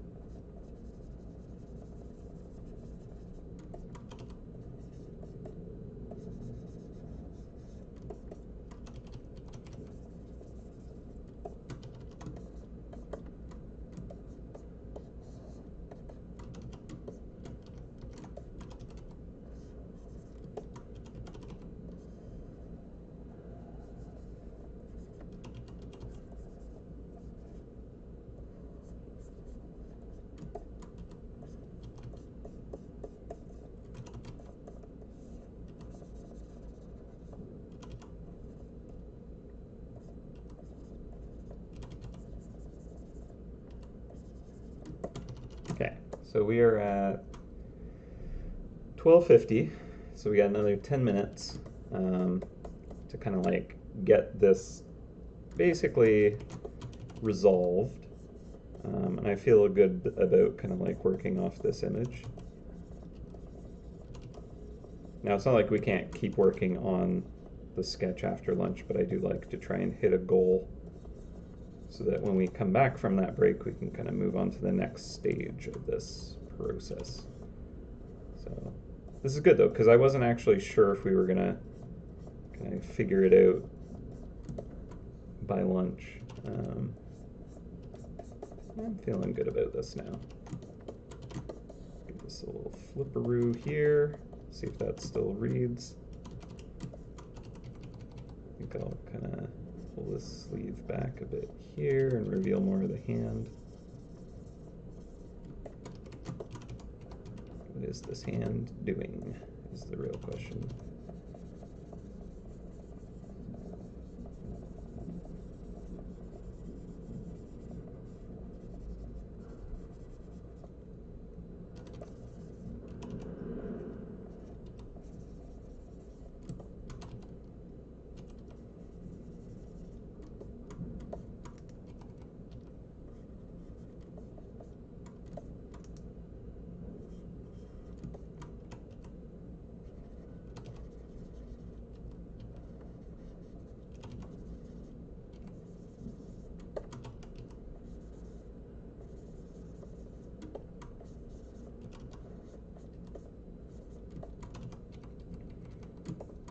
Yeah, this wrist is like, woo, super long. But I want the hand to be poking out past the coat, so I need to pull this elbow in quite a bit more.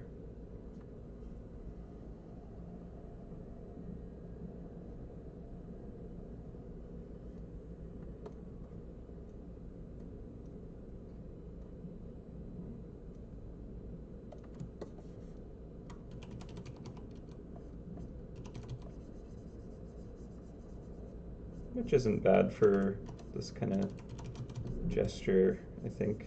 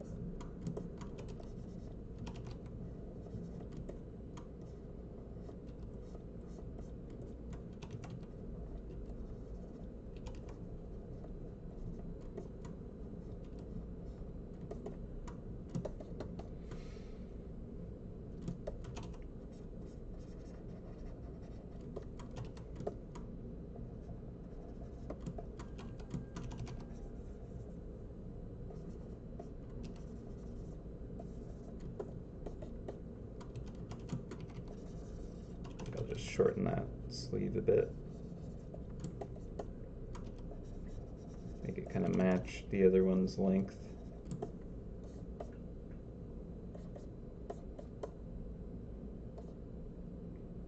Okay, so if we have like tassels,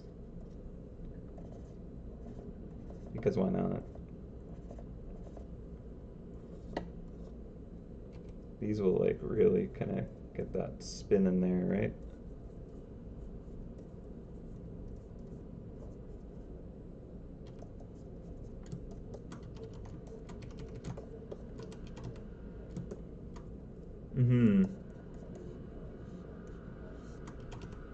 It's a good idea with the swirl and the cane going the opposite way. I like that.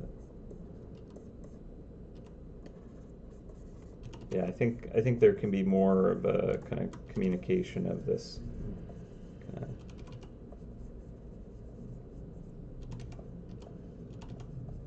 flow of energy.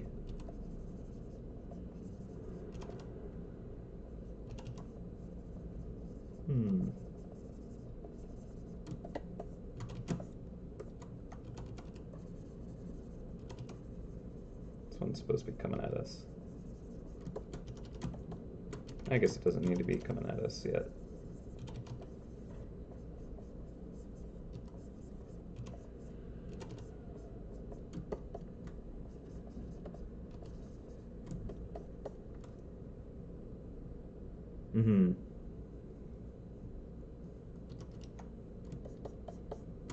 Yeah, mouse going counterclockwise. Cane going clockwise. Can be hard to indicate what is going what way, but with a bit of lag in the drawing, that can kind of imply that. So if everything's kind of like being pulled backwards this way, that'll kind of give it that counterclockwise. Or no, that, yeah. Give it that counterclockwise if it's kind of feeling like it's secondary motion.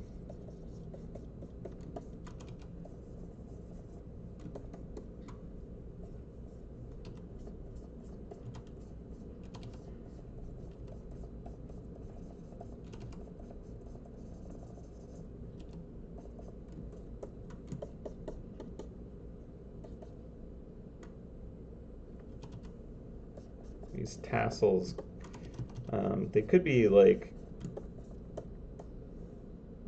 I mean, if we want to have it be counterclockwise motion, maybe it would make more sense that they're kind of coming like back towards us a bit. But also the centrifugal force would cause it to kind of like throw outwards as well. So a little bit of arc to it, but for the most part, still swinging out.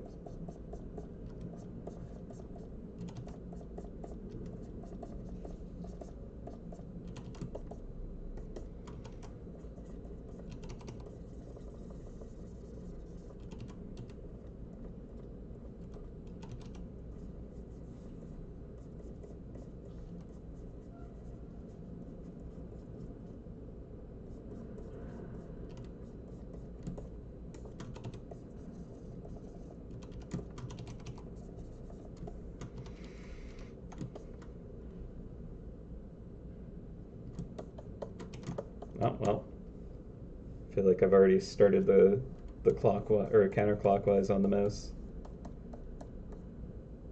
Yes, this is a new area. Mouse for a new area, permanent content. That is correct. No specifics are being disclosed other than it is a new permanent area that we are currently working on.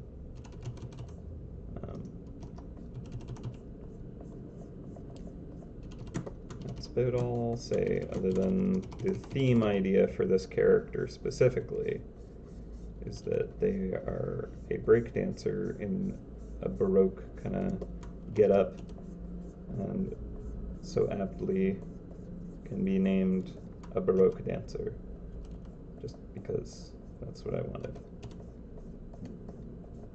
If it ruins the rest of the area because of this one terrible pun, then I apologize. Had to be done though.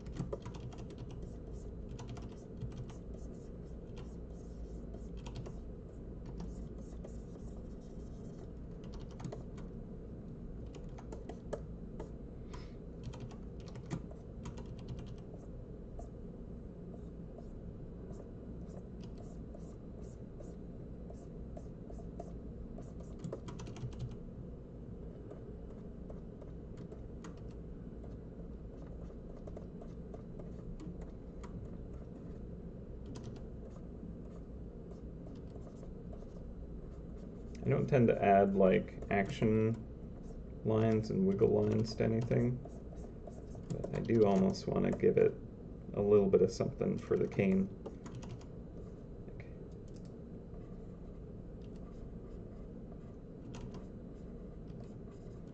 I don't know, maybe I just give it something that can kind of like indicate it's swirling around as well.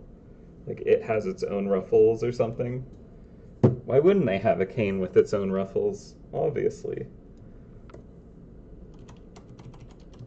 Have like flowers and stuff. Just kind of swirling off of it, maybe. Okay, we're at lunch, but I feel like, yeah, more natural if I do a clockwise spin for this, for the mouse. That's true. The like the kickoff might feel that way.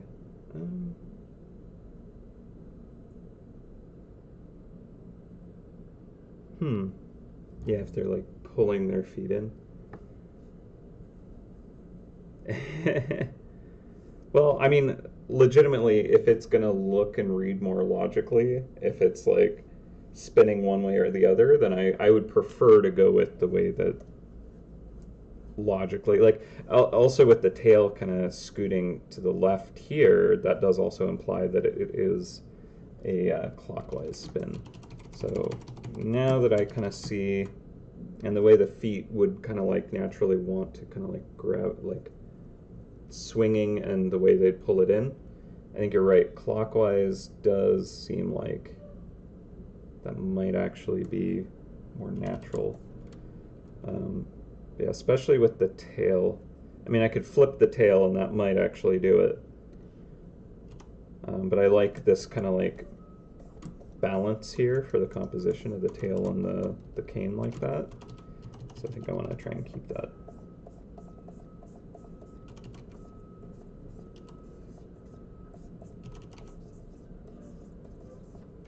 All right, so we are actually at lunch o'clock. So I am gonna take a break here. Probably not a bad time to do so, because I've been kind of like battling with this for a little bit, and it'd probably be good to get fresh eyes on it.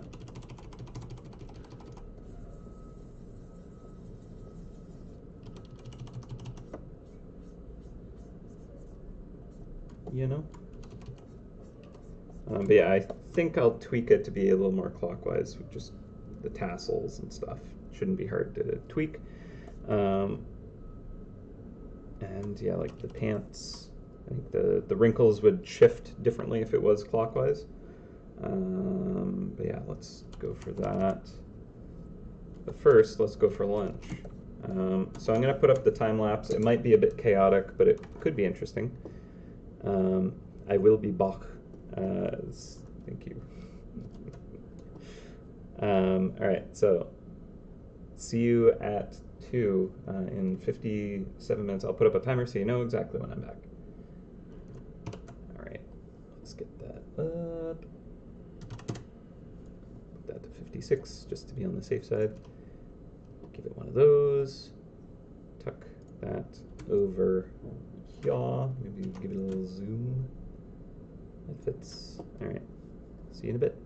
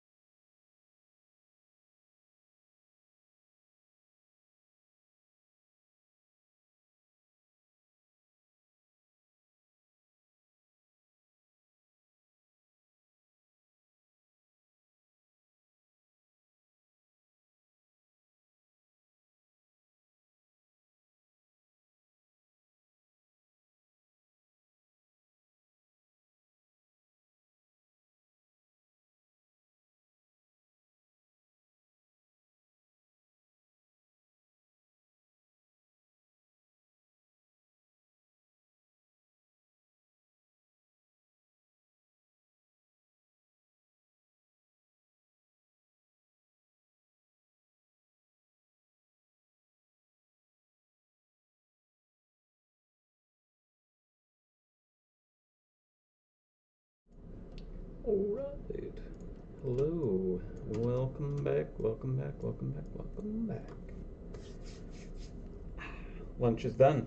And the like brewing of food smell I mentioned earlier went from the like, you know, caramelizing onions to burnt onions to now it's just burnt rubber. And now I'm just thinking that it's the construction across the street just making it real stinky because it has only gotten worse and not better. So I actually have incense burning right now. But yeah, all right. So I'm actually pretty happy with the character. Wasn't sure how far we would get with kind of the concept, but I'm liking this a lot. I think this is pretty fun. Definitely some tweaks I'm going to do before I go into the kind of render phase, but we are definitely getting close. So I like the notion of kind of like making it clockwise spinning. So I can do some tweaks to do that. But first, I should actually share this Larry link I have. Thank you, thank you. Told you I'd be back.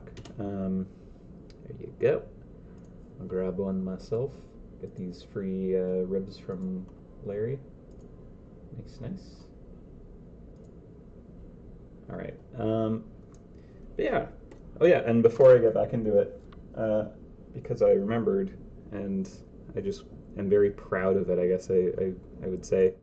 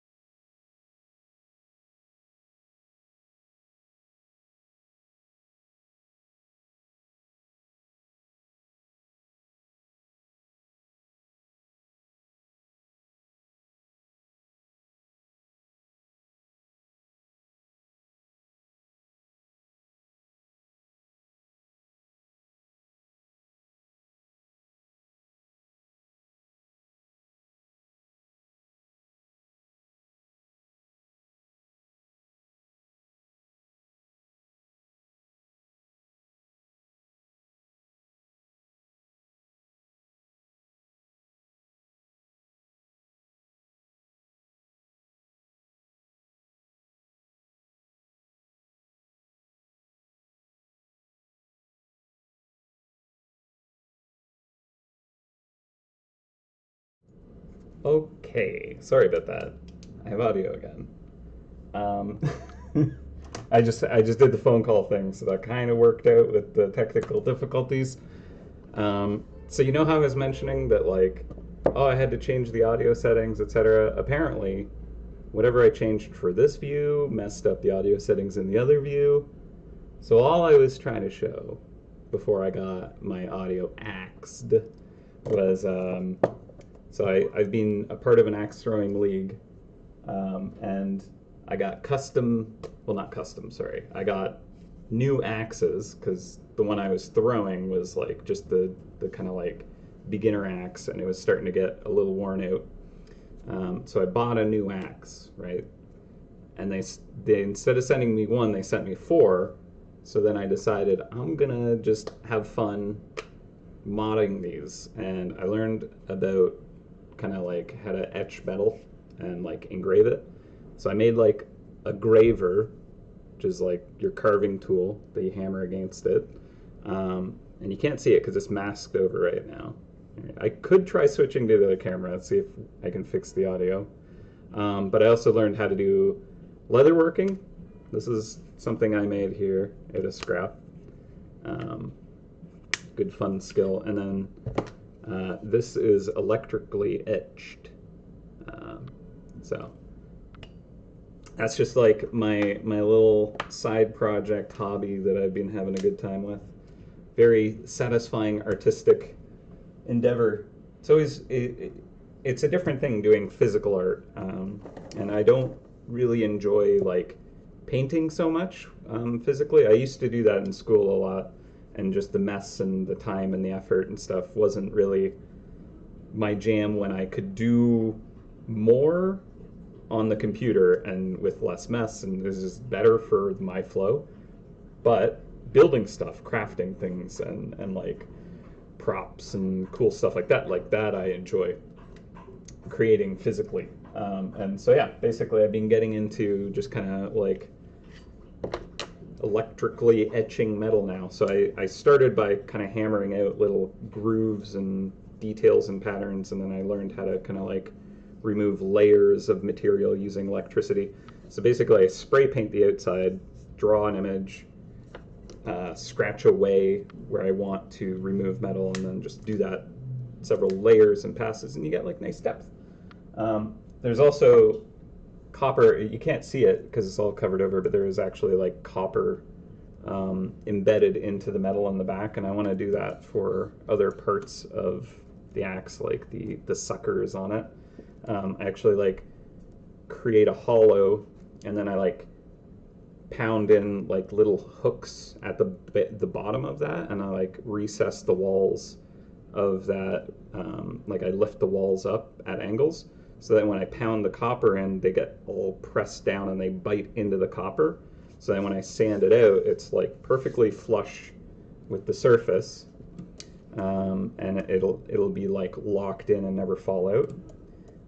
And then when I like kind of create a patina on the steel, it darkens the steel, and then the copper kind of like has this nice popped kind of contrast. And this is my first time doing any of that, so I have 3 other axes to like try to do things with. So this first one's pretty great, going well, but my next one I might do like a dragon head for the whole axe, something like that. I also plan on doing like some carving and detailing on the handle, like insetting wire and stuff like that. It's very fun, very fun. Thank you. Yeah, exactly. Like I have a lot of like projects that I like to try and learn, and like I've been doing coding projects and other things, and this one kind of scratches a different itch, so it's been quite enjoyable. Yeah, exactly. That's right. It is so fun. Nothing quite like that. Right. So yeah, I'm gonna rotate the character differently. Get the spin. Get a counter spin going here. Yeah. So actually, like, there's a lot of people that are like they've been throwing for years, and a bunch of them have like several different axes that they own, and some are like really fancy and like, so I'm kind of thinking like, I don't know, maybe like this could be like a little kind of side gig for me where I basically can like do custom design on people's axes at the league or whatever. Could be fun. I just enjoy doing it. So honestly, like if I didn't have spare axes, I'd be like considering buying more axes just to keep doing this. So if people want me to detail their axes, I'll probably do it. It's fun. All right. So that spin, because I want the character going whee.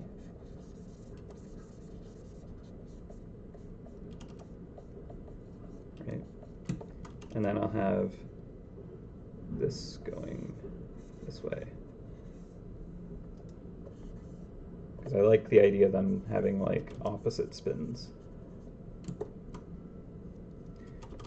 So a nice way to do that here would be if I had kind of like some kind of ribbon or tassel or something. Actually, maybe if it starts on this side and it goes behind.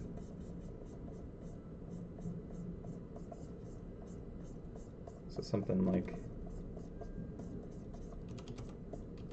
that. I don't know what it is yet, but I could just have something kind of spinning around it to kind of give it that like little rotation, a little bit tighter up at the top too.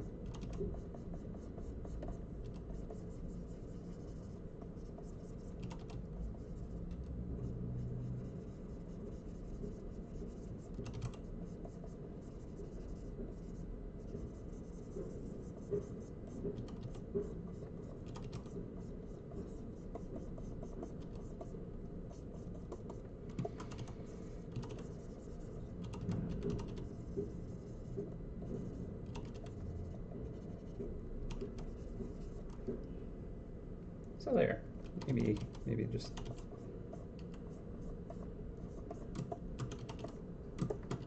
I'll figure it out. Also, I'm kind of thinking that the cane might be a bit taller too. Maybe not. I'm trying to like picture this character standing up straight and like how tall would the cane be beside them. I think it might go a little bit taller.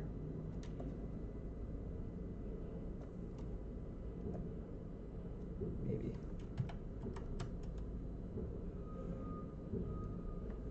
Maybe not. Because you kind of want, you need it tall enough that you can kind of like lean into it a bit, but you don't want to be like up here or anything like that. So I suppose I could just do a quick little experiment to try and see how tall the character is versus the... You think I'd be able to just do it by eye right now, but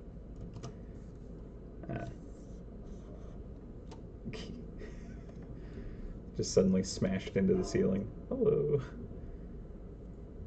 Yeah, it might not be bad. Oop. Can I deselect, please? Oh, I didn't mean to duplicate. Yeah.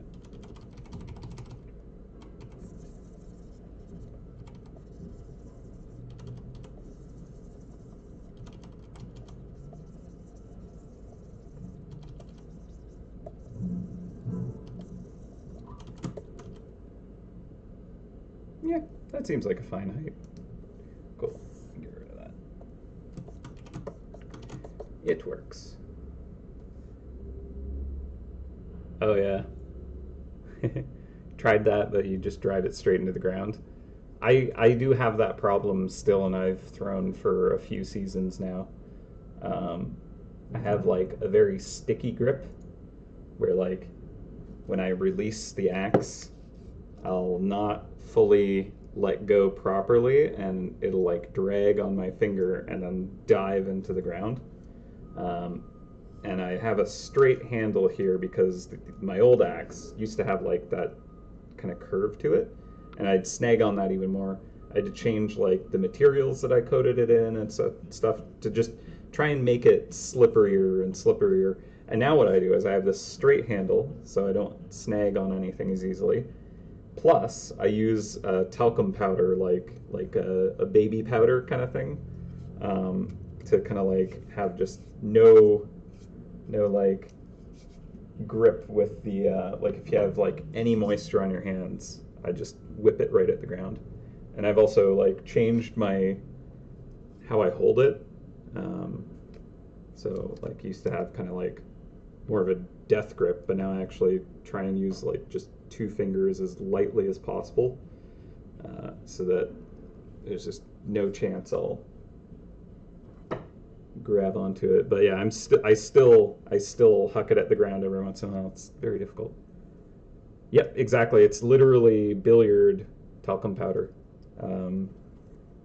That my very first league I threw with a guy who brought this kind of thing of like premium billiards talcum powder, and then he had to like kind of like just wasn't going to be able to throw again for like a while because I think he was like moving elsewhere, and then he was just like, here, you can have this, you use it too, so it's yours now. So seems to help me at least.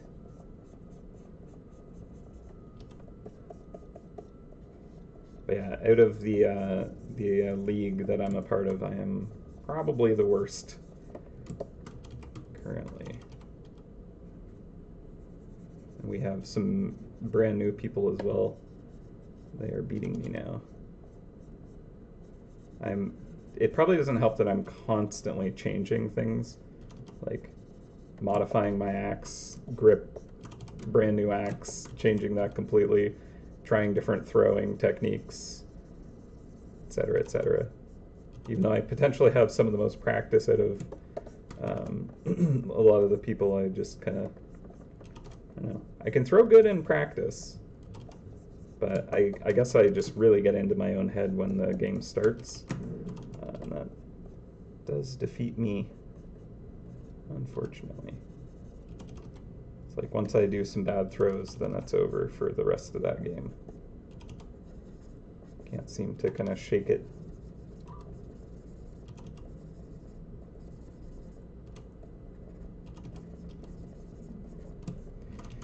Yeah, I'll have to sort out the audio issues. It's very not ideal.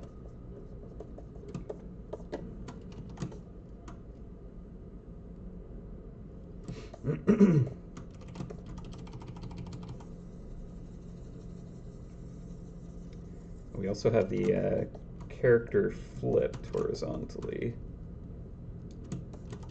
at least from what the canvas will actually render out. So this is technically the orientation it should be viewed at, but did we like it better one way or the other? So we can definitely just kind of change that if we would like.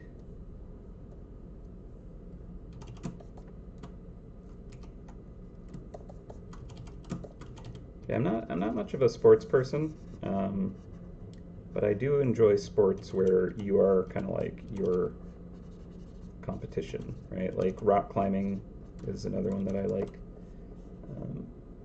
where it's kind of like you're just trying to improve yourself as opposed to kind of like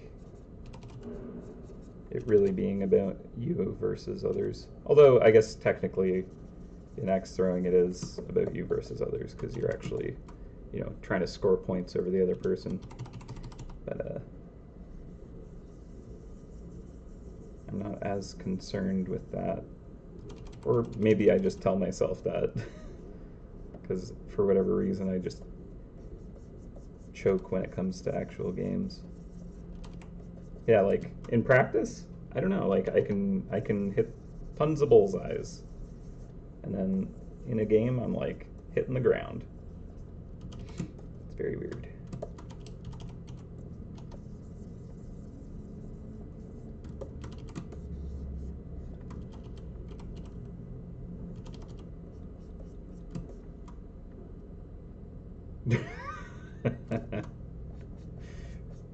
That you win once with that technique, Nathan. And then I think you lose the game. You win the battle, but you lose the war in that case. But it's quite the suggestion. It's a way to like end your career, you know, like with that, you know.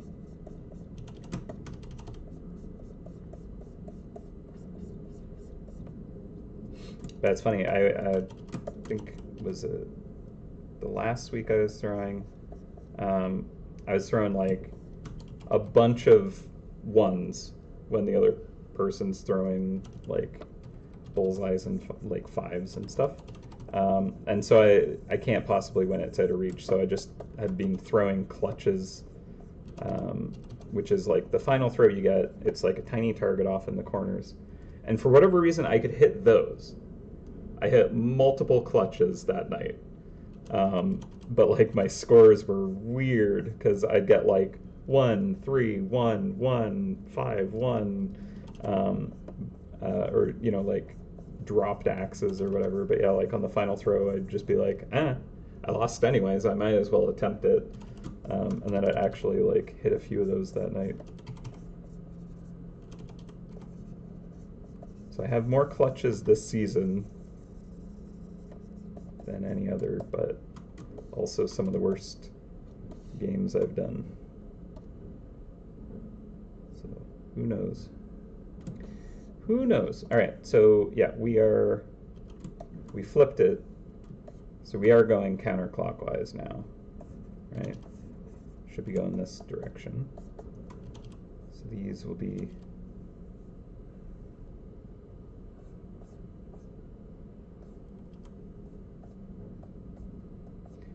and I want to get like nice kind of embroidery and brocade kind of patterns going on the fabrics pretty soon. I feel like that's going to have a good impact on the image design. This foot could kind of come back a bit more here. Should I try and put shoes on the character? Like, did we want to try and put the heels? Could be interesting. I mean, really anything to kind of like get extra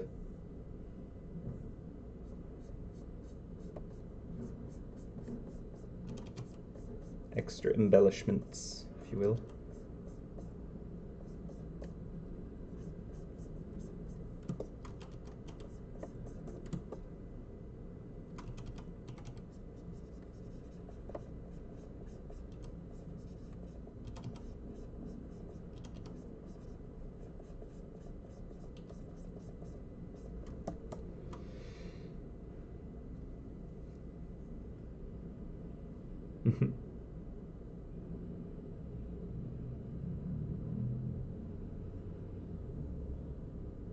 Battle ropes? Oh my gosh. Is that the thing where you do this with the ropes? That is like the most intense workout.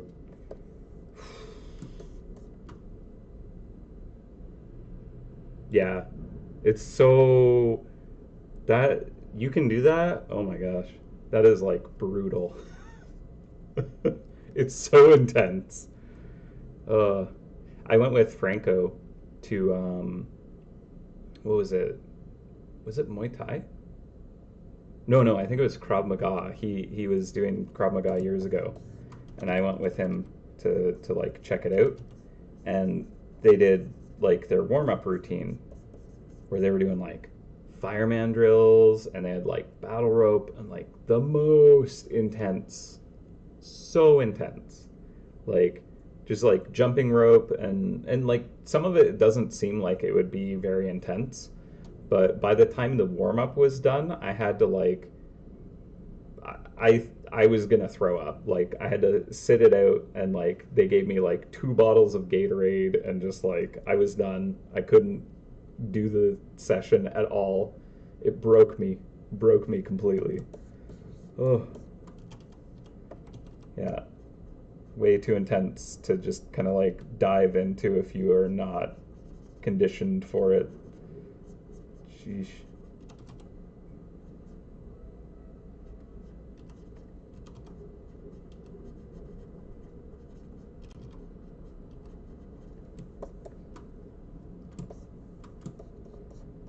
I'm glad you enjoy it a lot though, because that is good. Like to be able to actually enjoy the workout is so important.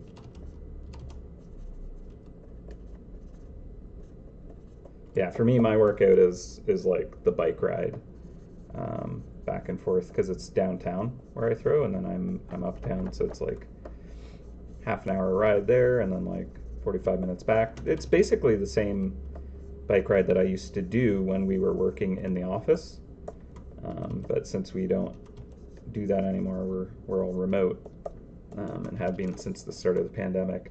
I haven't really had any good excuses for going on like good bike rides. I always need an excuse is my problem, right? Like I don't just kind of like go out because I need the exercise, unfortunately. And like, so I only do that once a week now with the throwing, but it's good. Better than not. And we throw for hours too, so it's not a bad workout either. Especially when you get to do big acts.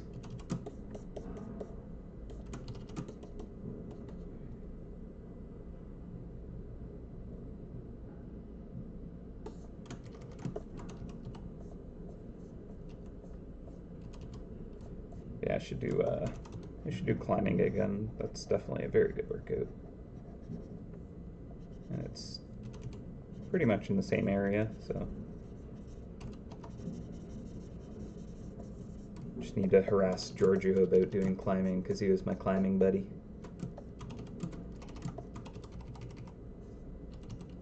Yeah, other biking excuses that I have are gonna be going on camping bike trips with Giorgio this year.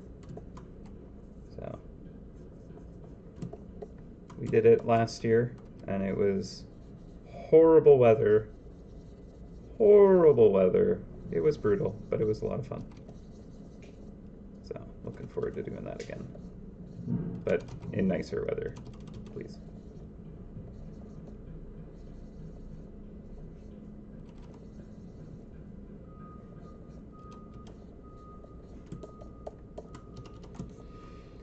All right. I'm gonna light another incense stick. This smell is terrible. It's literally just like they're burning tires out the like construction yard or something. It's not pleasant.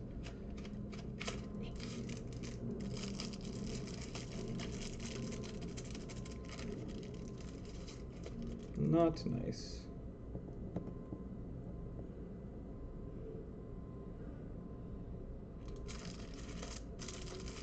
But also part of my side crafting good times, just Jacob project madness, has me making custom kitchen knives. So I've designed like a knife blank that's kind of like, sort of like a sentoku blade, but it's made for like smaller hands. And like a mixture between kind of like a chef knife and a santoku. So it's mostly flat, a little bit of a rock to it. But like kitchen knives can be like really long, and I know people that have like, they don't like how big those are. And I've wanted to like make things like that, so I've decided to try doing that. But one of the things that I'm stuck at is actually like heat treating the blade, because it's ready to be done with that.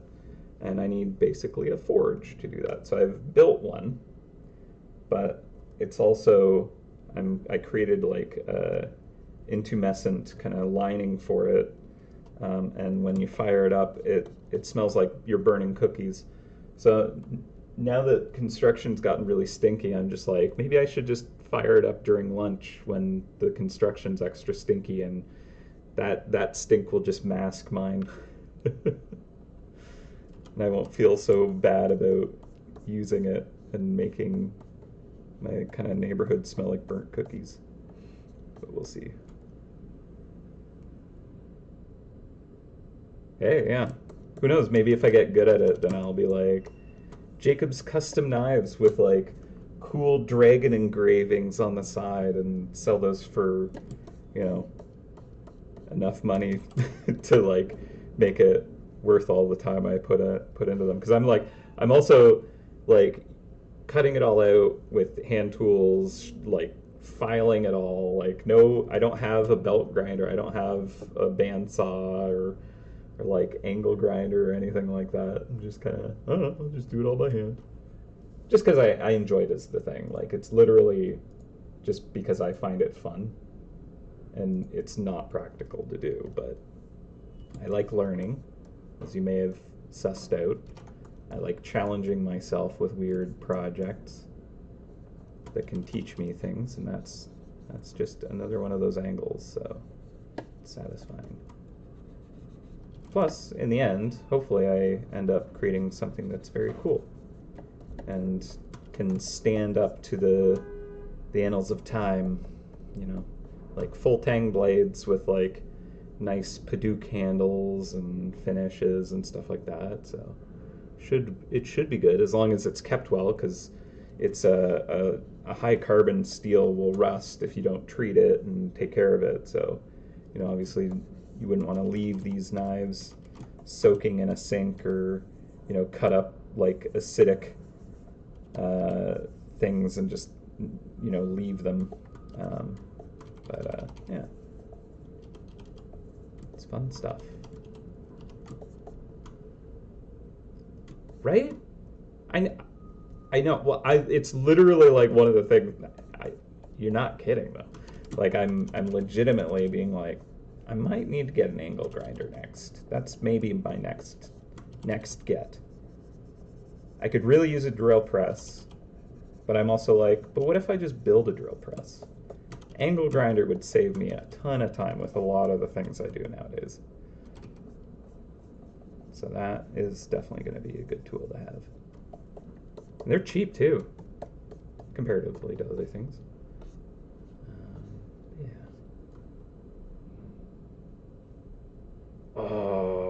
Oh yeah,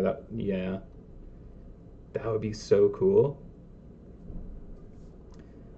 I would love to try lapidary one day. Like, I love the finesse of like those skills of like jewelers and that stuff. And actually, a lot of the stuff I've gained knowledge from is watching like those practices, because like I'll watch blacksmithing and like all kinds of stuff, you know, like knife makers and stuff. But when it comes to kind of like learning how to decorate stuff, that's who you go to, is like jewelers and like people who work with stones and stuff, because like they do things like setting metals and objects inside of metals and objects, and like creating intricate detail very, very effectively.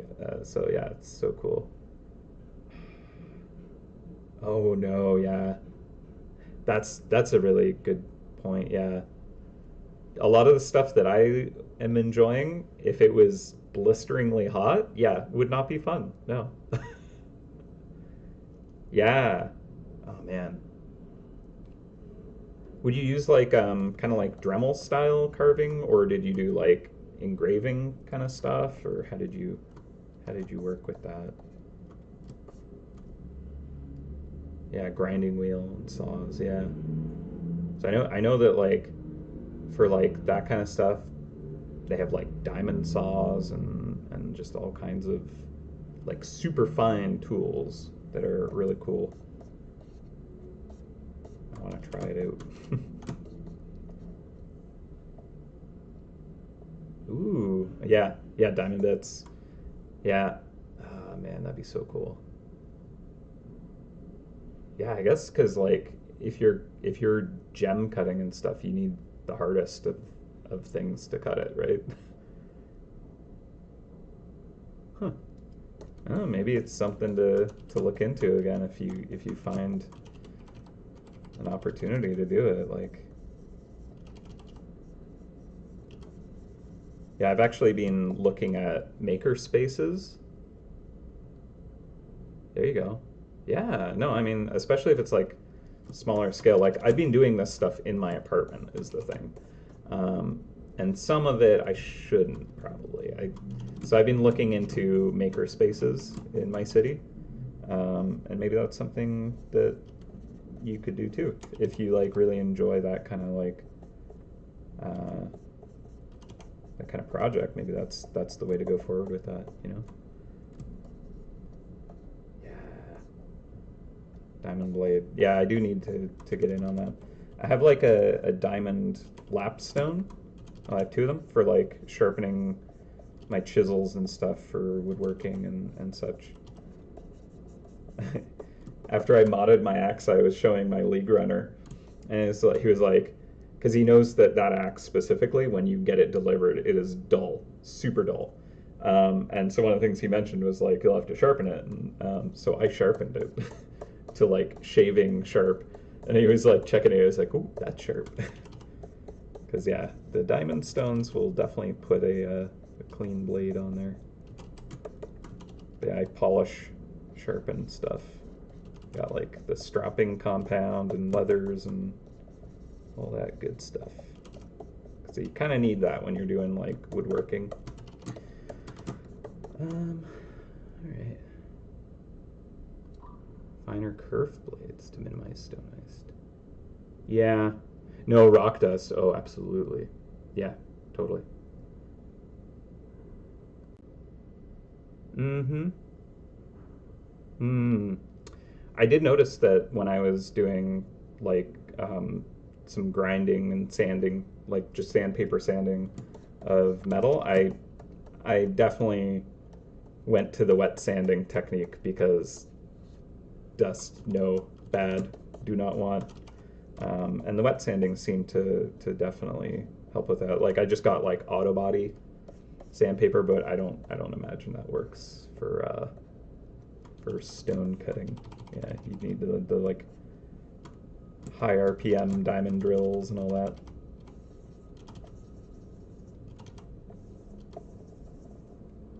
I imagine. I don't know though. But I've seen like some diamond wheels that have like they run through a tray of water for like grinding purposes though. But I thought that was kind of cool. Yeah, you have to work wet.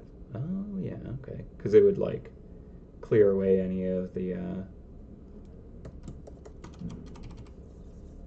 growdiness to keep a clean cut. Yeah. Yep. Yeah, exactly. Yeah, I don't want it airborne. Exactly. That makes sense. With your name, Obsidian Rain, have you ever worked with Obsidian? I feel like that'd be a very interesting, because it's kind of just like it's more glass, right? Like you can do that technique where what is that? You like chip it off? I forget what that's called. It makes like crazy sharp edges though. Cutting tile inside. Yeah, that would. uh, it absolutely would kick up a bit of dust. Yeah, yeah, no, that's true. That is a very good point. I don't know if you can rig up a shop vac like directly with a cutter for tiles or not, but yeah, that would be a problem. Good memories. Jasper, agate, jade. Ooh, jade would be so cool to work with. I don't know how hard jade is actually compared to like when I was in school. I carved with like soapstones, which is incredibly soft, right? But like the intricate, cool details I've seen in jade carving makes me think that it would be like a workable one where you can actually like, you know, carve lots of detail without it being like incredibly difficult and tough. So that would be kind of a cool one to try out maybe. All right, so I'm gonna get, let's see, I wanna get like some of that barricade kind of patterning started on the garments before I actually start dropping colors in on stuff.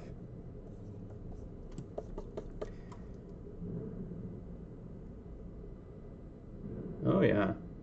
Yeah, that's definitely workable. Because if you had like carbide or diamond tools, that would definitely go through that pretty effectively then. Nice. Yeah, I imagine the other ones you worked with, what was it? Jasper, agate. I don't know how hard those are.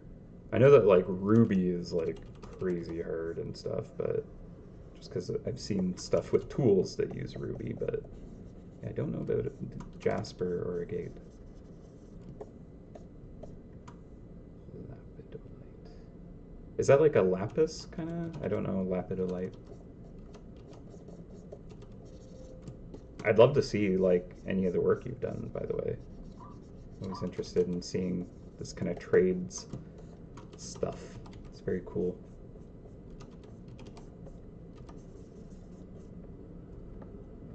Ooh, aquamarine.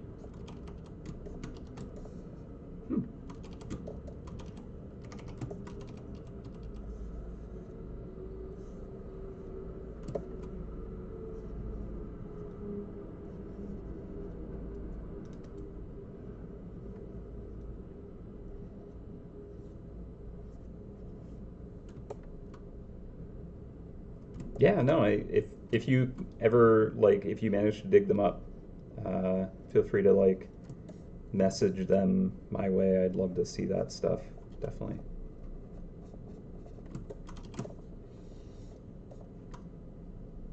Nice. Oh, right on. Fellow illustrator hanging out with me. I love it. Also welcome to share that work with me. I just enjoy talking with other artists and sharing knowledge, you know? So.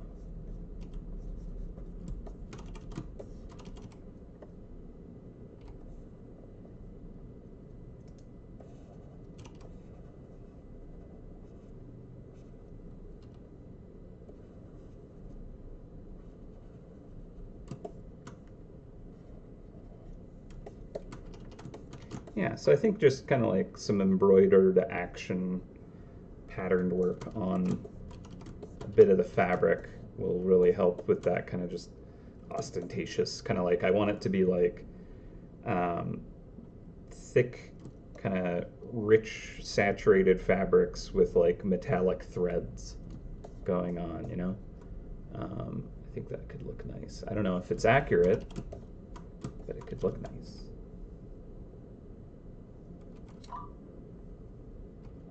Should this be in front here? The other way around. I guess it's kind of pulling taut here anyways. Maybe I should actually just kind of stretch across. Kind of want one of these to fold over the other a little bit though. With this kicking forward and this kind of receding, I feel like maybe it would be the other way.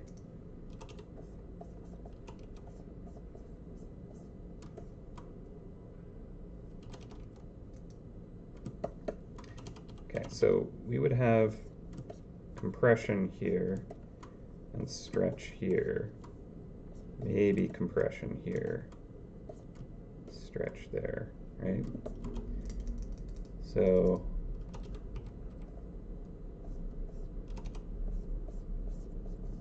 even if it's not like the most correct, I like to try and contrast those against each other. Like it may not always work in every situation, but because we have compression and stretch here, I think that I will have the fold go. Yeah. Do I need a fold there? Maybe not. Just doesn't seem to want to work there. Yeah, no, that's the thing though. Like, I'm terrible at finishing projects, and I always have more than I can do. So it is the case of I'll kind of like just pick up a new project and hobby and do that real hard for a while, and then just discover a new thing. And I don't know, I've learned to embrace that ADD side of myself where like I don't kind of punish myself for not being able to kind of like just stay focused on one thing, because that I've tried to like adhere to that, and I see it in other people where they can do that, and it's just never been something I can do.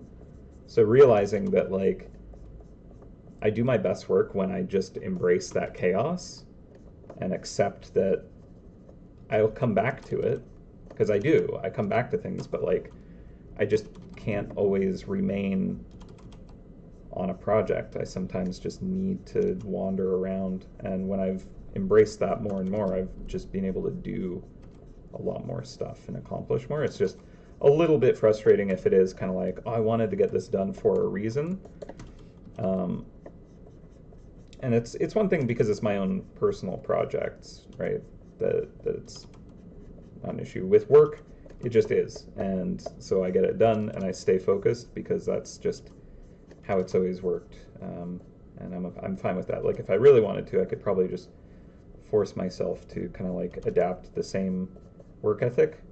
But I think for it being my own personal projects, it's maybe more about just kind of like that freedom of exploration than like completing and stuff. It's more like I just like to learn and try things, and that's maybe why I get so into new projects, because I'm learning something. My brain is just wired to want to discover that, and once I've kind of like figured it out, it kind of naturally is just like, cool, time to move on, I guess. I've discovered this, and now I want to learn something new. So maybe that's why I naturally just kind of change projects at that point. But yeah, oh my god, the smell is terrible. I don't know what they're doing, but it's like they're like tarring an entire parking lot out there.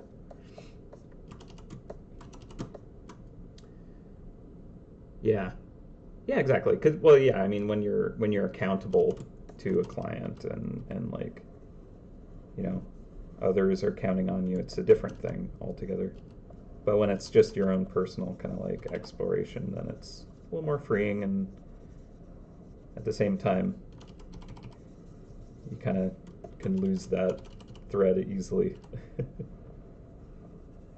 But it is very fulfilling when you can kind of like find that muse, which I did with the axe detailing. So like I don't normally go out of my way to kind of like show off what I've been doing, but yeah, it's just been that kind of, I've been so excited about it that I'm like, I want you to see this as I speak to you without microphone, and like pointing it out to people at axe throwing and stuff. Normally I'd just be like, if they notice it, that's great, but I was like, no, comment on it. I want you to see. Yeah. Pretty proud of it, I guess. Yeah, I definitely think doing like a dragon face or something is like, it's so cliche and so like 90s Jacob that like I gotta do it, because like if I don't, then you know, like I never will do that. I don't know, like a part of me needs me to like etch a crazy dragon face in the side of a metal axe you know?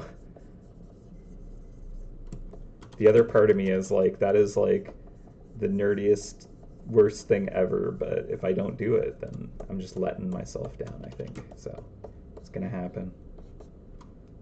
Totally, right? Well, I'm gonna do it.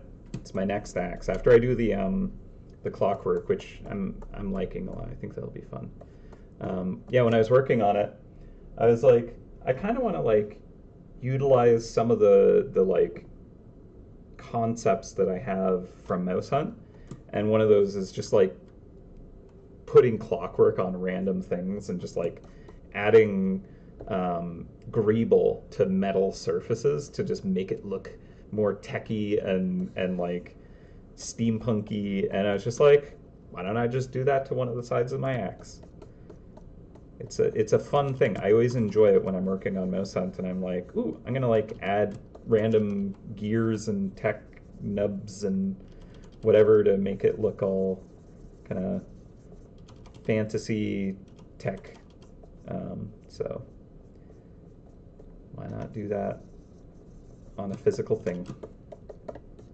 Okay, I've been futzing on this sketch for a while. Not much has been changing. So I think we might actually be ready to start giving it color. What do you think?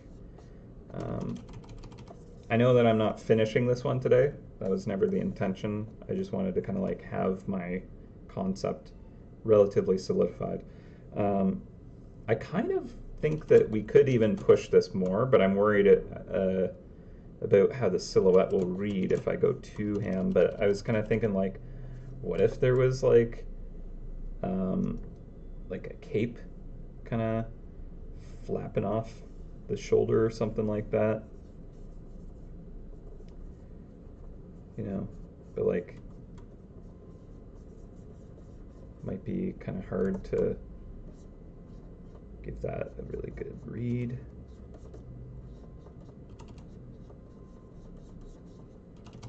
Because I don't have the shoulder really kind of like out there to work off of, and it would probably be easier to come off this side, but because of the direction, oh wait, hang on.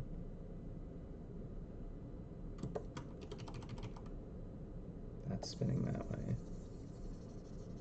Keep getting the rotations twisted. Eh? Okay, so this character would be spinning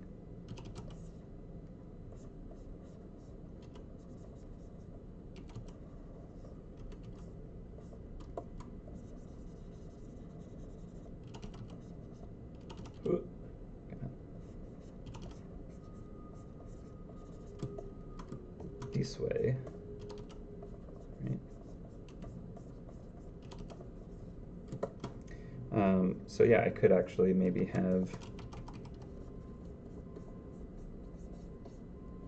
something coming off the shoulder, but again, like I don't want it to get too noisy, and I already like think I can get way more cool detail in the fabrics. So I think instead of just adding more and more here, I'll save that idea in case it could use it.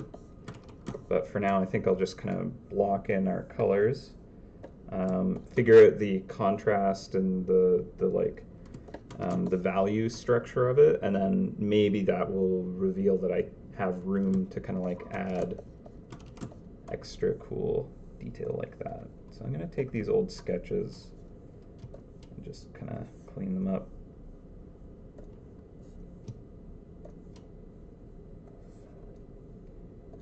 Get rid of all that. I'm going to set that to a reference draft. And we're going to just start blocking in colors. So, let's see.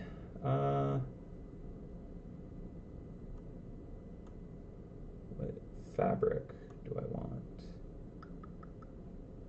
Kind of like a maroon.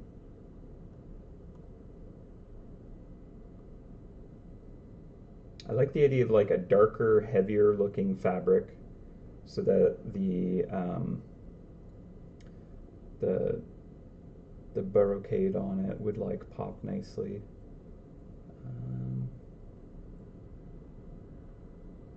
Just looking at like a bunch of Bridgerton right now.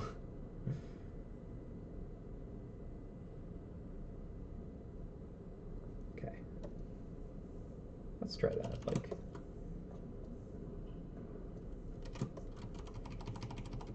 start with like this color for the pants, let's say.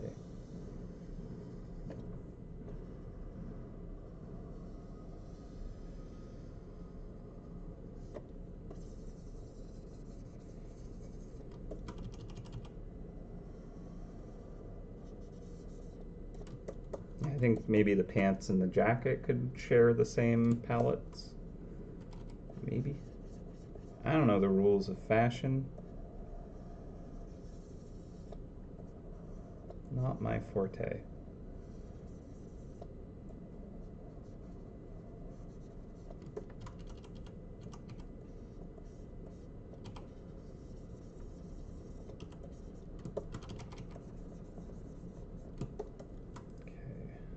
Get like gold trim.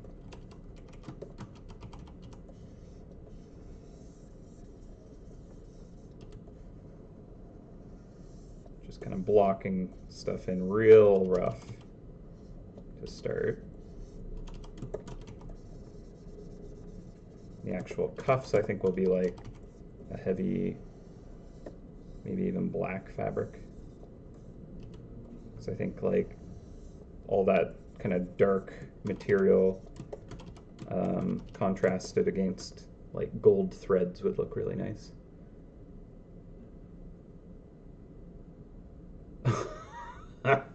Nathan, that's amazing. Oh man, how could I do that? I mean, I don't know if I'd be allowed to throw it. But boy, that would be so cool if I could, like, when it is throwing, it, like, fire, like, trails out from its mouth. Yeah, I like it. Or, like, when it hits it, gust of flame. I think that might not be ideal, given that I'm throwing it against wooden surfaces. They are watered down. They are wetted wood. But yeah. That's such a fun idea, though. Maybe there'd be like a little button to press, and it just like it does like a jet of fire. I was actually like thinking about like, because I do some like wiring of like lights and stuff on props, right? Like little LEDs to make like acrylic parts glow and like make fantasy weapons cooler, right? And I'm like, there would potentially be a way to actually like get something like that inside of an axe head if I plan it well enough. Because like with the etching process, I could potentially create channels to like embed tiny little LEDs, and then if I like use like a resin to fill those voids, if the internals are shiny, so I don't like have it oxidize on the inside, and like I make it nice and kind of smooth and polished looking, could potentially hit the inside of it with LED light, have it bounce around in there and come out the acrylic, and if I like scuff the surface, it'll like kind of kick off the light and just like have these glowy bits in the axe head, and it's just like, okay, that could be fun. Like that will be my like my fourth axe. I'm gonna try and do something insane like that, where it's just like the most impractical thing to throw. Shoots fire, lights up with blue LEDs that glow and make it all magical looking. There you go. See, my whole theory behind it, with me and the axe throwing and detailing my axe like this, is if I can't make my throw look good, I can at least make my axe look good. That's my motto.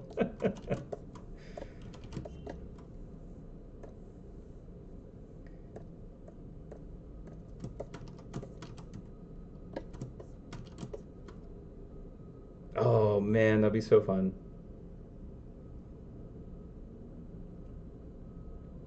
Yeah. Creature sculpting for like film and stuff is so cool. Styrofoam would be very like great to work with, but also horribly messy. Horribly messy to work with. My God, that stuff is sticky. Just the like static, just kind of clinging. I've done a lot of like insulation styrofoam, the Pink Panther stuff, like big block insulation, and I'll carve that to make like giant prop swords and stuff. And that stuff is quite sticky, and it's just like little shavings of it. But like, yeah, straight up styrofoam, like coming off as like little beads, would just be like, couldn't get rid of them. It's like stone dust and metal dust is one thing. Styrofoam like fragments may not be as dangerous, but boy, they'll get on everything. And horrible to clean. Yeah. Yeah, I'd imagine if he's doing movies and stuff, that'd be so cool. Ooh. It's so fun working on that stuff. Like that showbiz side of it is crazy demanding though. I have friends that work in like that industry, and I've done prop building with them before for projects, but like the hours that they have to do are crazy. Absolutely crazy. And like when they're on set and stuff, just like it's a busy time.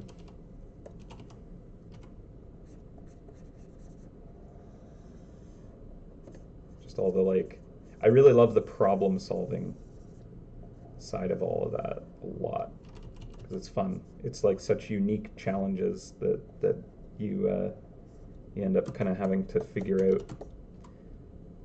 Yeah, crazy intense. Yeah, like they work like 16-hour days or longer. Absolutely nuts.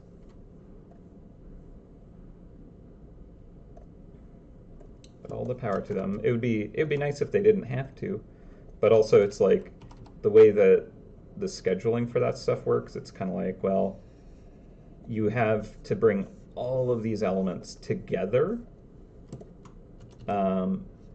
and you can only do the thing when all these elements are together at once.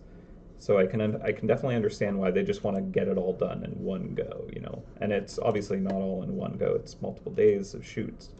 But like the reason why, you know, it's like, okay, we have this set for like a week, so we got to get everything done on it. So just pull out everything we can and just do it all. Super intense work, but very, very cool, crazy interesting challenges to solve.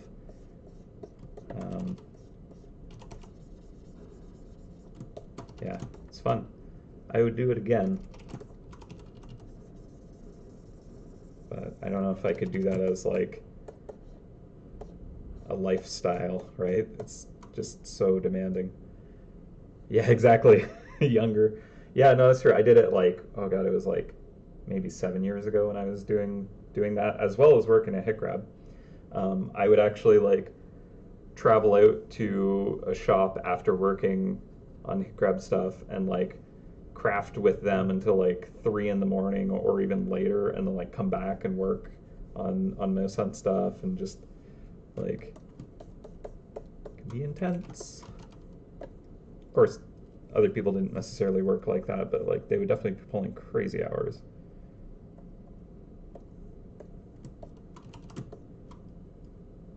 Ooh. Building sets would be neat. I've never done that before. That'd be really cool.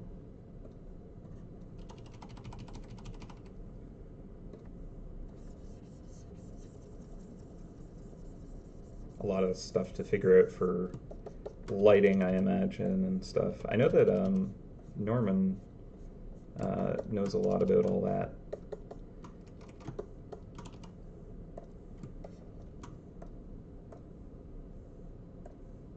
He's got experience in that field. I'll have to pick his brain one day.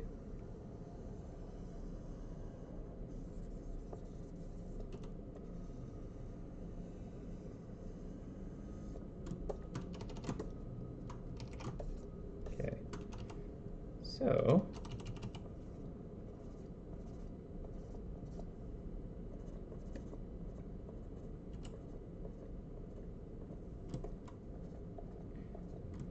yeah, I feel like, I don't know if tassels are like appropriate for this kind of era or anything, but like I feel like these will work well for this design. I don't know about the color, but like, yeah. I kind of want to go with like a pastel hair, thanks to seeing the Bridgerton Queen.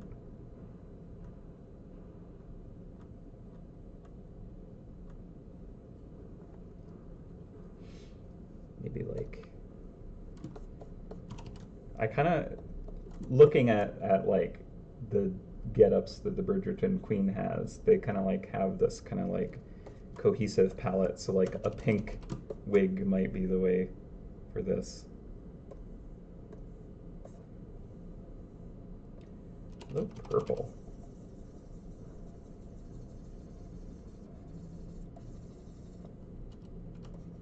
Purple is fun.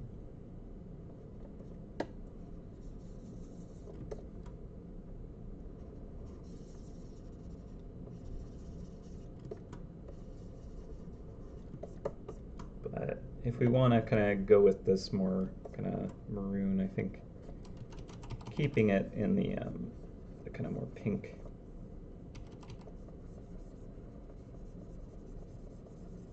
range might be good. But yeah, the like pastel-y kind of look for a lot of that. Although the outfits that go with those kind of pastel colors are a lot brighter, so depending on what the trim does for this outfit, this may or may not work super well. Right now, we got a nice bubblegum wig going on. Because we can.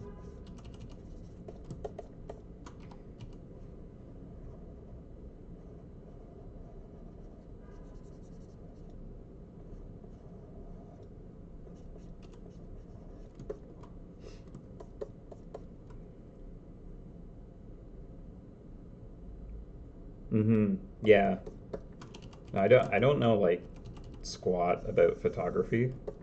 But yeah, I just know that like lighting is like the main thing that photographers are like, just that's their trade is good lighting, right? So I could imagine building props and sets and stuff would be very much in that realm.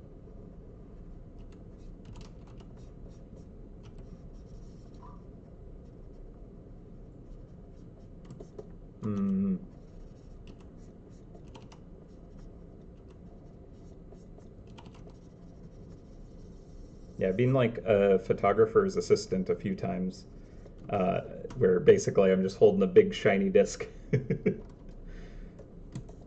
There's a lot to know about all that. But boy, can it make a difference. Just bring in like the correct color of reflector and the perfect angle. It's magical. You'd think as an illustrator that's kind of like, I would understand that better. Like I'm obsessed with lighting and how that works when it comes to my illustrations and materials and stuff. But like, I wouldn't know where to begin when it comes to actually doing photography and using that effectively is the thing. But maybe that's just because I haven't like applied myself to doing it. Yeah, exactly. Yeah, fill light. It was interesting. I was watching some breakdowns on like film stuff, just because why not? And the person talking about it was talking about how light is used in films and TV and all that, and like every single shot of just like any shot in a movie that they pulled up or TV show or whatever, like all it was just like super unnatural lighting where it's like pause and like look at okay, so there's this like rim light here and there's like this glowing TV way back there that's the same color. There's no way that light would actually be kind of creating that fill, but it looks good. And just like that kind of opened my eyes a bit about just like, yeah, I should probably just be like pushing lighting way further than I do because like for most of my career I try to kind of keep this like realistic sense about lighting and where it's like, oh, maybe it shouldn't be that strong a reflection or bounce light of this color or whatever. But like after kind of like looking at that more and kind of like seeing that poised in that way, it's like, no, it should just be like beyond unrealistic because it makes it look cooler. Like there's a reason why illustrators exist and it's not only photographers. You know, we draw and paint the, you know, impossible. But I suppose photography and cinematography do that exact same thing as well, where it's like, no, it's not actually natural, correct lighting. It's enhanced intentionally to go beyond. So that was pretty eye-opening, actually. I thought that was really interesting. And another thing that I got out of that was what was the statement that was very poignant? So there's a lot of things that I'm conscious of about like how to make an image look better, and the more I learn about illustration, where composition, like looking at things in like grayscale, so I can do my value check to be like, is this balanced? Kind of what is the focus point? All that, like all these different combined things, like rhythm of shape and all that. All of that boils down to ultimately is how easily does the image actually read. Like if you glance at it for a moment, does your brain understand what you're looking at? And the better you can do that, the better it actually looks in the end. And that never occurred to me. The like kind of the ultimate purpose of all the like knowledge I've gathered about like good composition and good lighting and stuff, it all kind of like comes together as this central thing of like making it read clean and effectively. Because even if I do like really cool, crazy, incredibly well designed lighting, if it's messy and muddy and hard to like read what's going on, it won't look as nice. So that's like a more recent discovery that I've kind of like become more aware of, which is why a lot of the sketches I'm like, it's not going to work. It's too messy. It's not going to read. Even with kind of using values and stuff to balance it out, I'm more concerned about when you glance at this character, are you going to understand it instantly? And if you do, I think it will look nicer. So yeah, readability, it's key. Exactly. Photo, illustration, design. Absolutely. Yeah. And our brains are like super hardwired to like just figure out patterns and solve those. Even if all the details aren't there, if it can do that, then it's gonna be happy. But yeah, it was interesting because like the person like showed a bunch of different images of the same stuff, and it was pretty much all the same except the ones that looked good just read easier, and that was the difference. And so that was just really quite revealing. And it's so obvious kind of in retrospect, but yeah, it's just kind of never really like occurred to me in that kind of statement of that's the purpose of it, of good composition, of good kind of, you know, all of the elements combine. Like I know that's the purpose, I just never thought of it like that, I guess. But yeah, so basically that means free pass to like make the lighting unnaturally like over-engineered, and that's going to make it look even better. because it'll read better.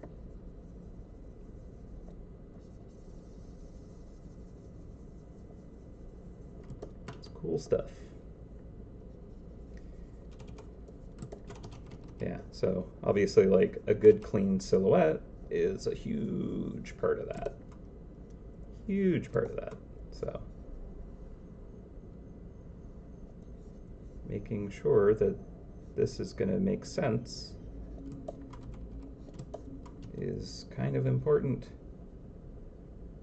And we're talking about a character wearing a ridiculous outfit, spinning around on its head like a top. I don't have a lot of faith in the silhouette, but it's better than the other ones where it's just a lumpy pile of fabric where it looks like the mouse tripped and smashed their face into the ground. So this is what we got. And like once I kind of like can see this silhouette blocked in, it might actually encourage me to kind of carve some more shape language into this a little better. And that might enhance the readability of the image in a nice way. So I'll try and get there.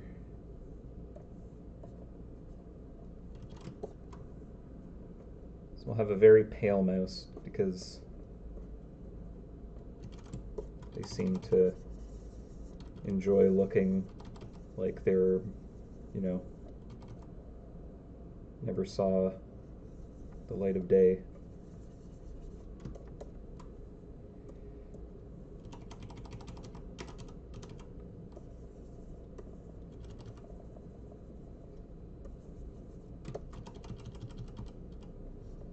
I guess these could be gloves as well, but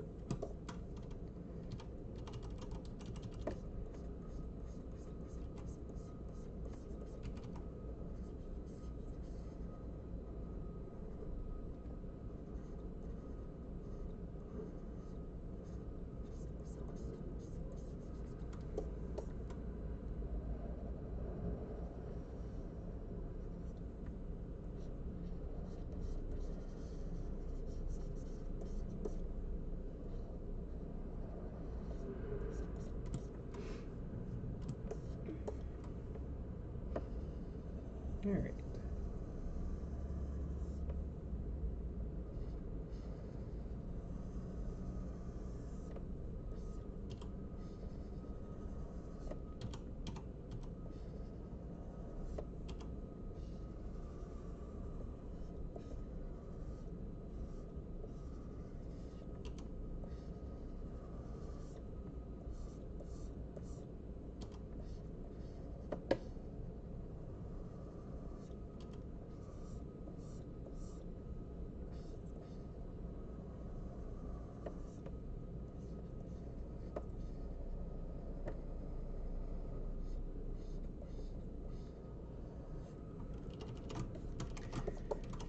Get more pink in that, I think.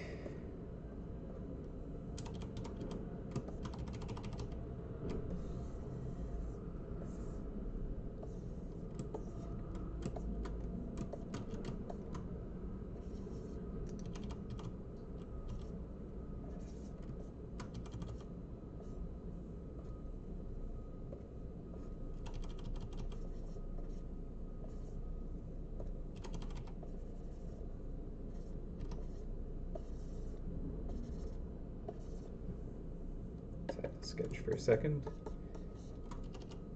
Alright, I will.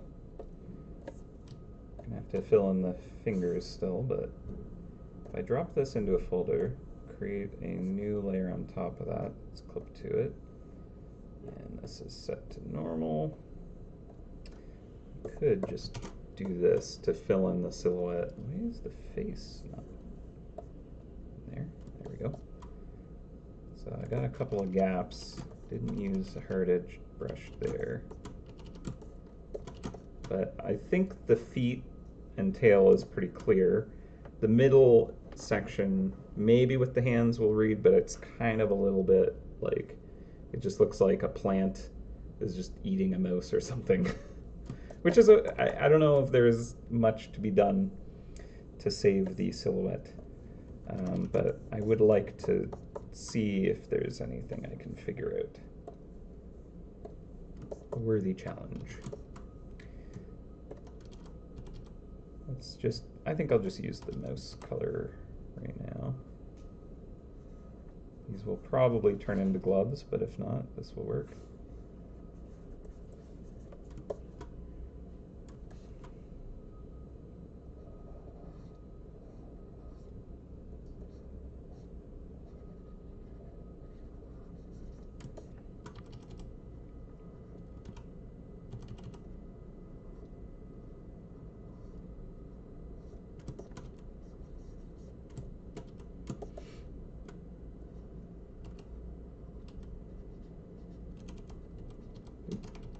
Wrong brush.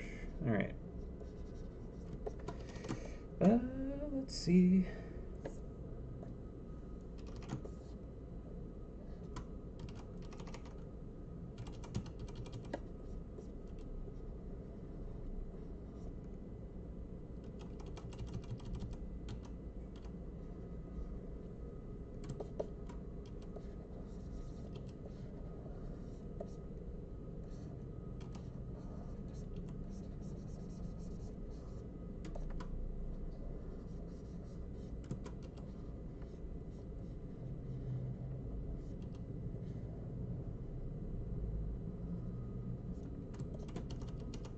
A hand.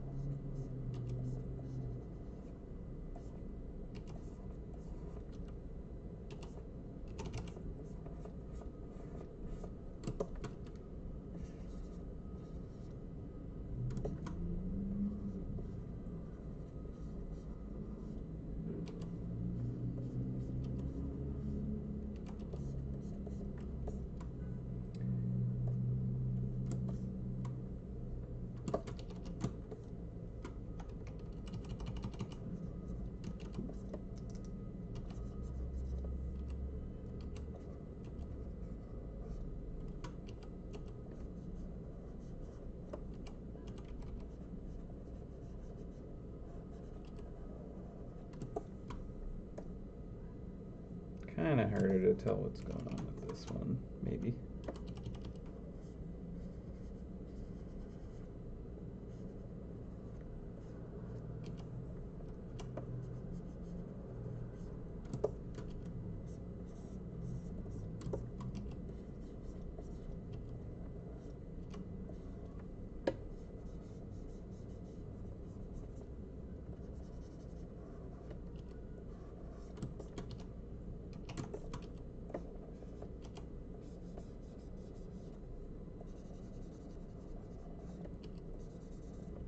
Like I want that to, should I just have the pinky just kind of like coming out a little bit?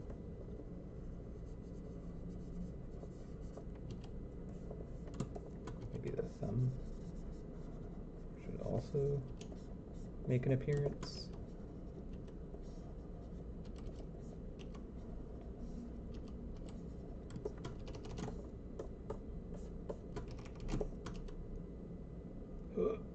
Computer.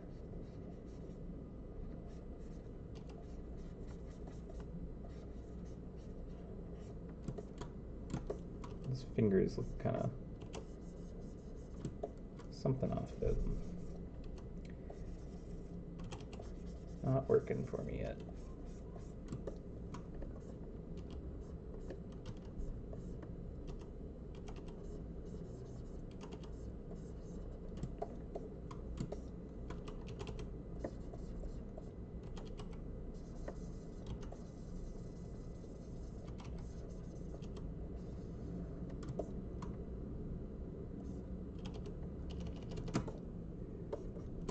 I mean, I kind of want to maybe just be like, this should obviously be a hand.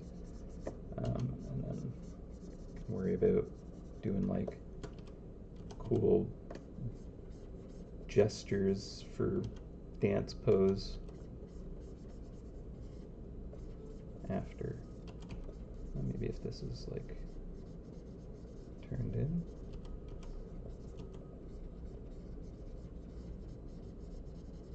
Maybe. Jacob has entered the mumbly art phase. It's always bound to happen on the longer streams.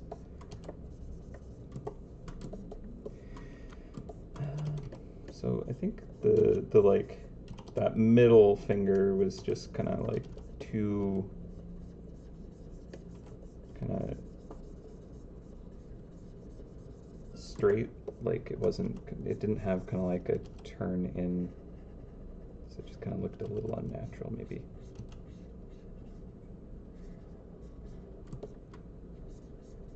That maybe is a little bit better. I'm gonna like turn off the silhouette and be like, oh, that's backwards. How'd I do that?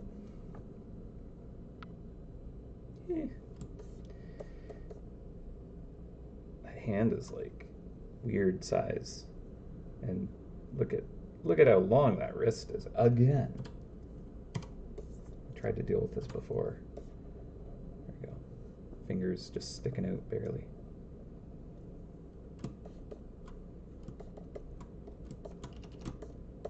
These cuffs, I tell you.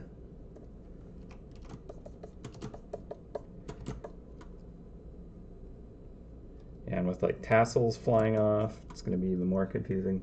So I don't know if I can make this silhouette clean.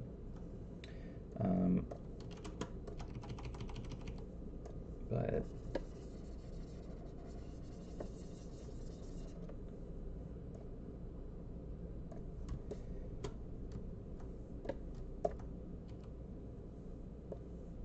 maybe that's fine.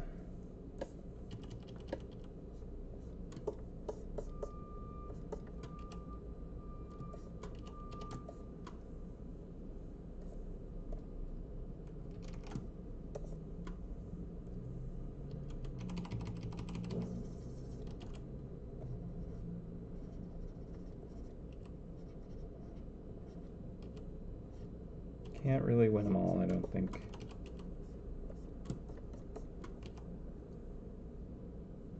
We do some weird designs in this game.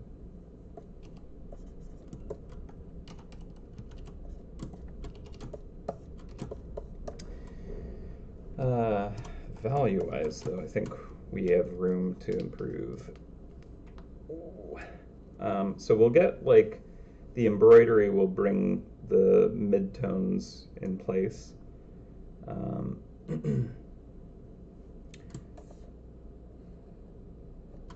The base of the wig is definitely going to have a bit of a gradient to it.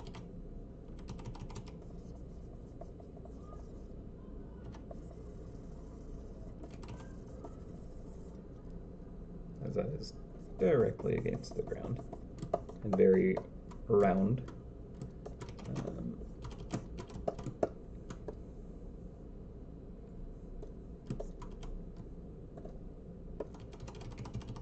We could get like a generalized kind of gradient on things. Just kind of loosely get some volume going on.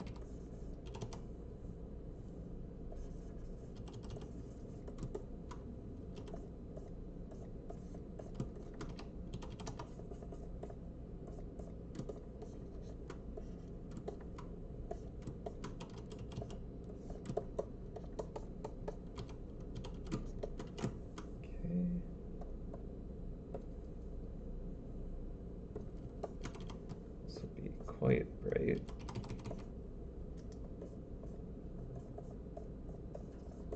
So that'll help kind of like, because I'm less concerned about this silhouette,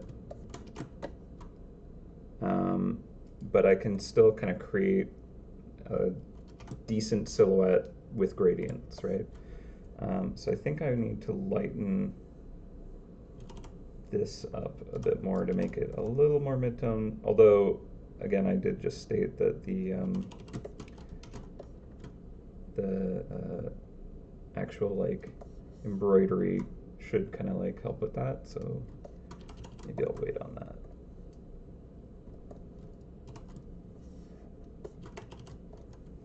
And then the cuffs.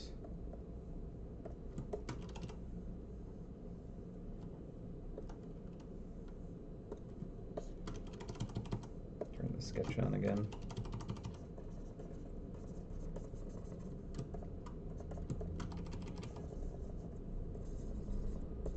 And we'll get like some doily patterning or whatever. I don't know what it would be called, but just a lot of little tiny delicate holes cut out.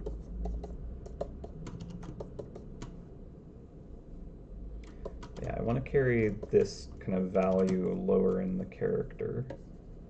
So the face,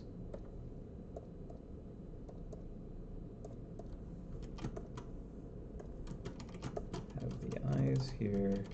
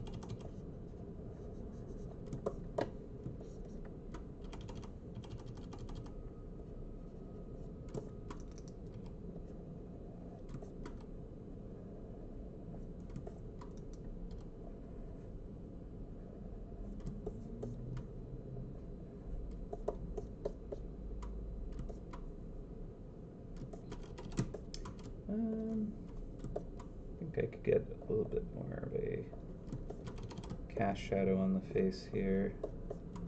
Let's see. I feel like they'd have like really warm lighting in this kind of environment, so maybe I will go with kind of like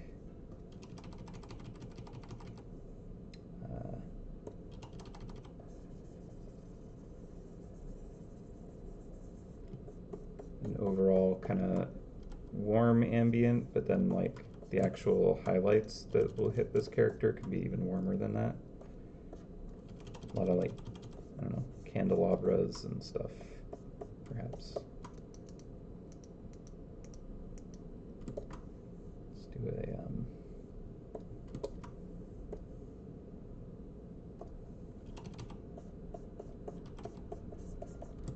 lighten, or would screen be better?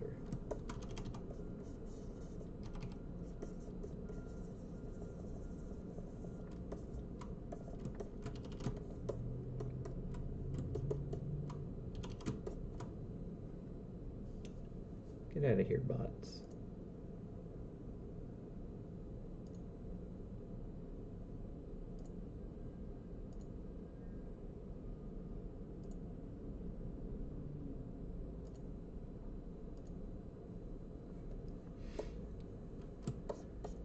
I cannot say, Jade.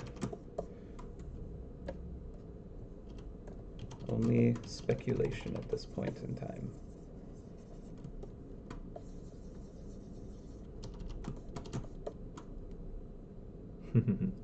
No, can't say anything yet. I'll leave it at that, though. So for these highlights, I want to give it more of a warm, kind of glowy light then.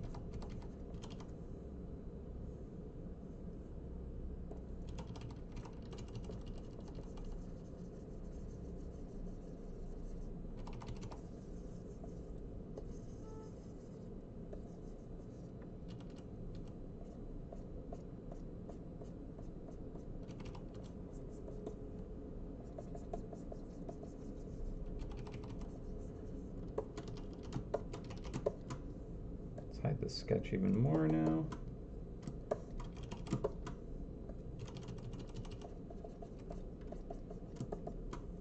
Oop, wrong layer for that.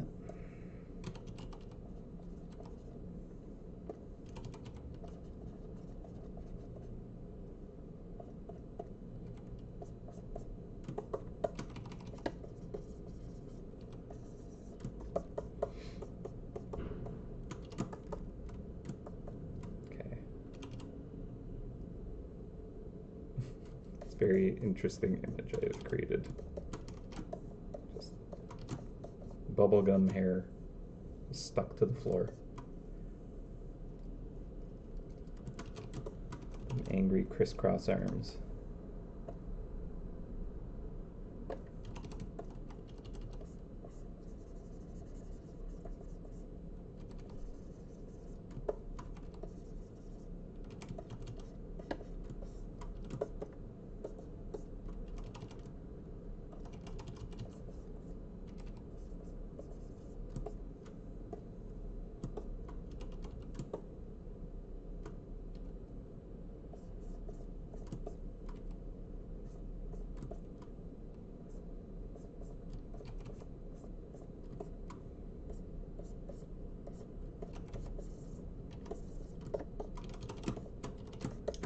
I think maybe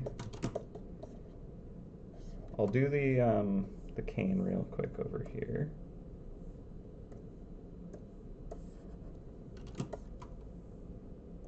Just doesn't matter too much.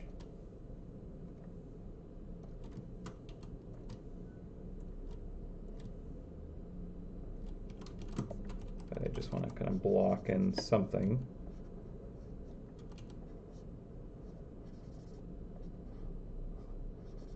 I'll probably use gemstones for the head of it, I think. Of some kind. So I'll kind of brighten that up there.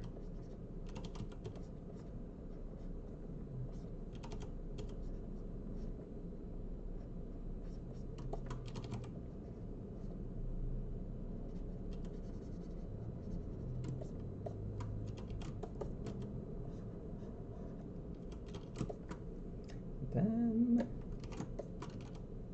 this comes out in front.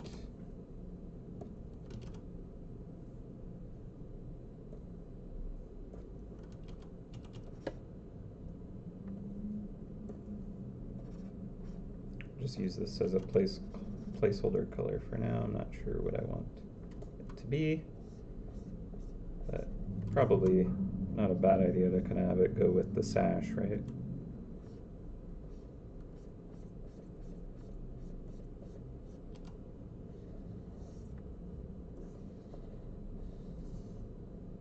Some potential ideas for that, but we'll see about that.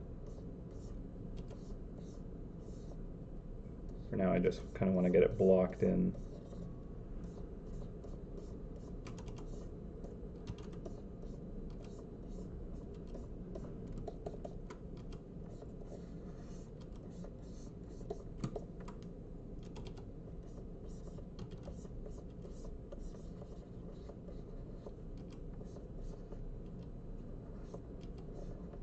Ooh, autosave.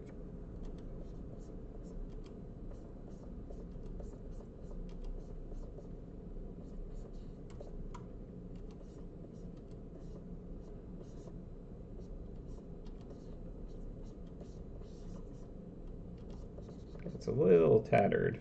I probably don't want it to feel tattered.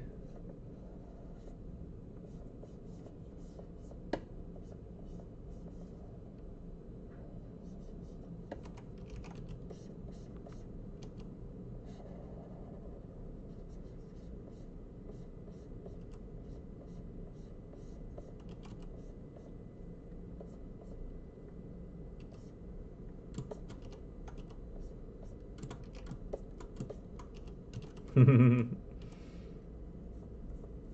they going to be a part of El Flamenco's crew or rival? Good question. So the current dance mice are actually part of the birthday event, but this is actually going to become a part of a permanent area. So as much as they share that universe, in a sense, they will not be related to each other.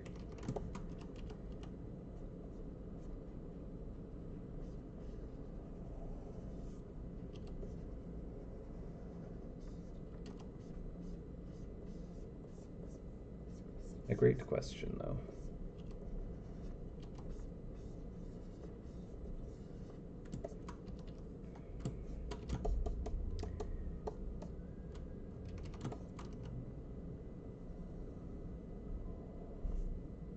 Widen that out just a bit more.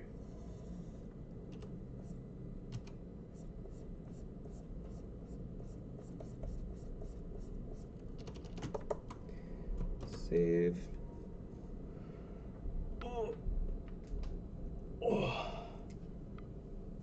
Oh my goodness, it's already almost 4? Wow.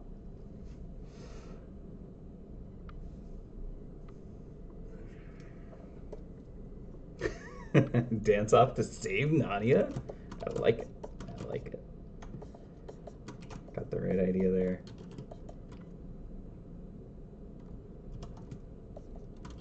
Okay, so I think the wig needs more depth.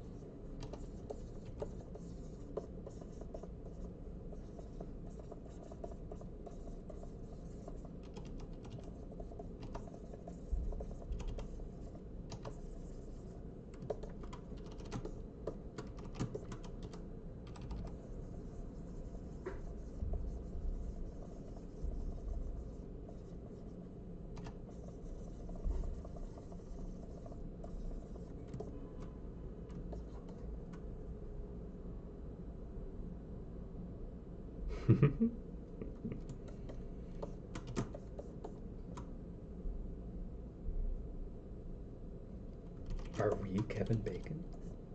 Only if you arm the bacon base while fighting.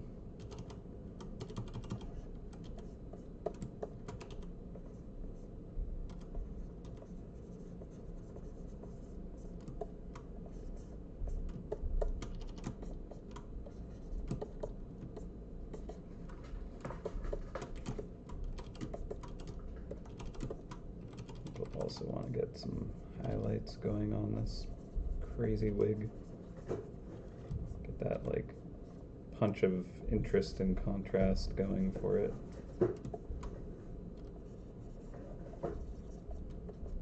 Sounds like Pika's making some cardboard art beside me.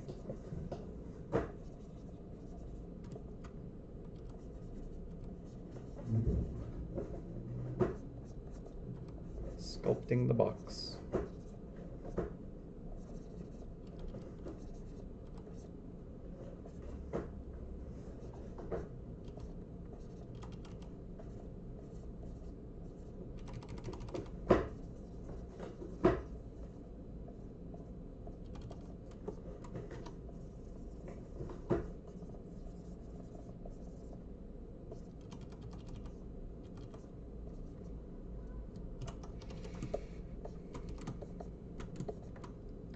I think I want to get the embroidering going, just because I need more kind of highlighted, brighter colors up in kind of like the pants and stuff, I think, to kind of create a little more balance. So do that as a layer on top here.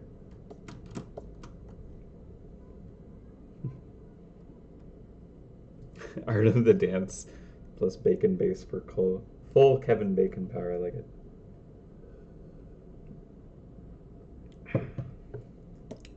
I like it. Okay, let's start here. I have some details kind of scrawled here. Ooh, wrong direction. That's the one.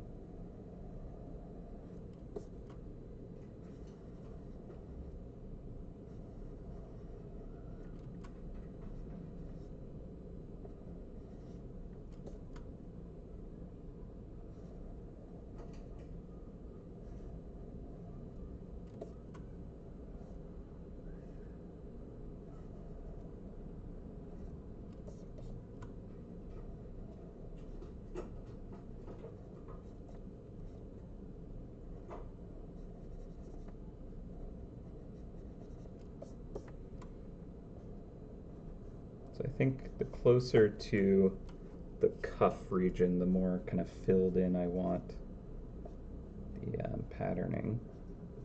So it kind of becomes this gradient of detail emanating from the wrist.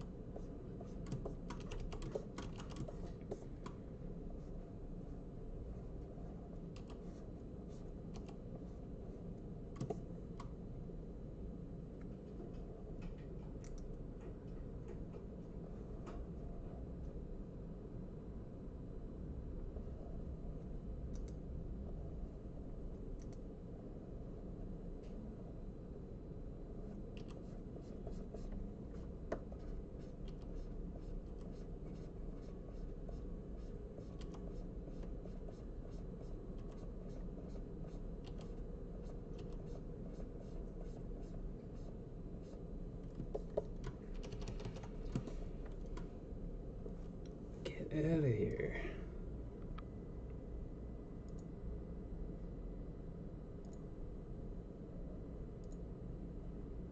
Report. Hide user on my channel.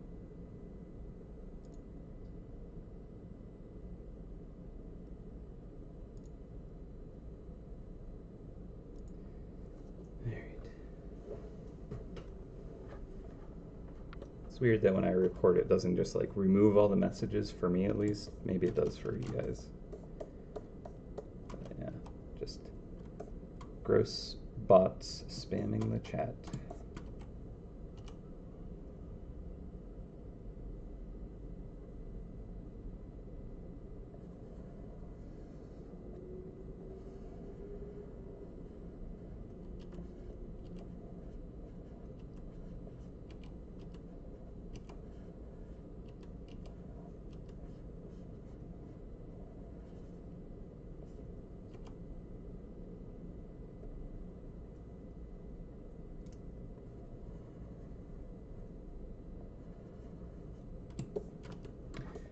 I feel like that's a little too long on this one. So this is about halfway.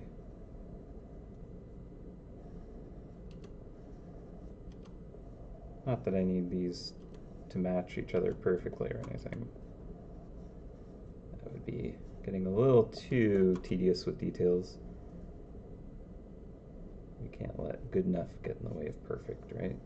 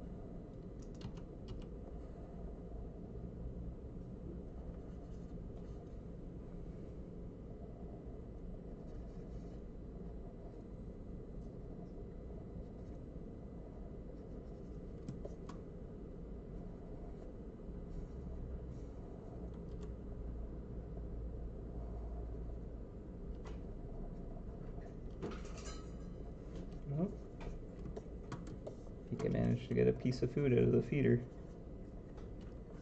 All the animals are activated now.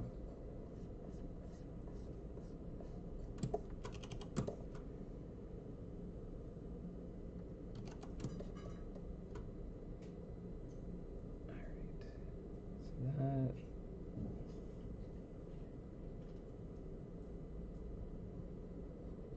that does something like that. Might end up wrapping upstream in a little bit as it goes.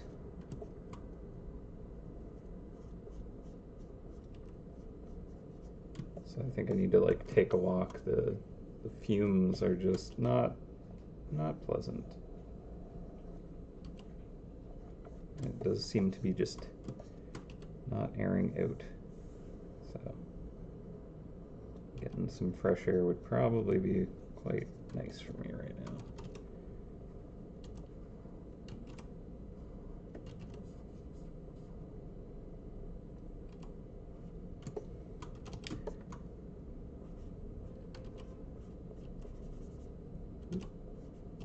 Hello? There we go.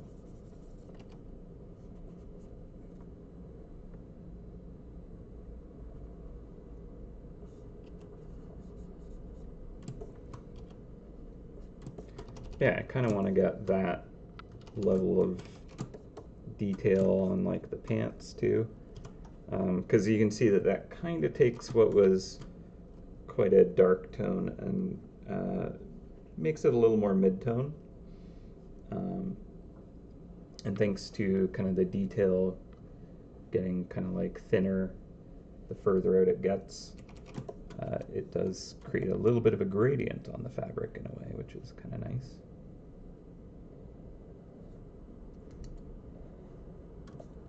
So something like this could look nice.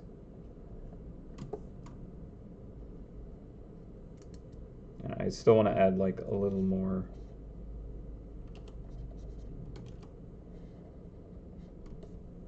just so that it's all kind of filled in to a degree.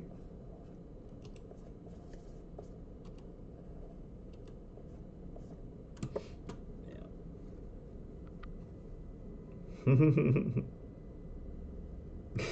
Yeah, Clay. That's the perfect audience for those spam bots. Ugh. Yeah, sorry, analysis. I'm legitimately trying to like block and ban this. Does not seem to be like I'm reporting and then I'm like hide user on my channel. So hopefully you won't see that, but it does seem to get through somehow. Oh yeah. Well, go enjoy working on your art assets. I think I might head out myself anyways. Yeah, good chat. If you do find some of that like work that you've done, feel free to share it. I'd like to see it. But have a good one with your work you're doing. Take care. Yeah, we're at 4 o'clock, so I might go for a little bit longer just to try and like resolve most details. But I think I'm gonna need to go on a walk soon because I just do not like sitting in a room that just smells like melted tar. Ugh. Yeah. Unfortunately, the construction site is like right off my balcony. Yeah, not the most pleasant thing to seep into the apartment.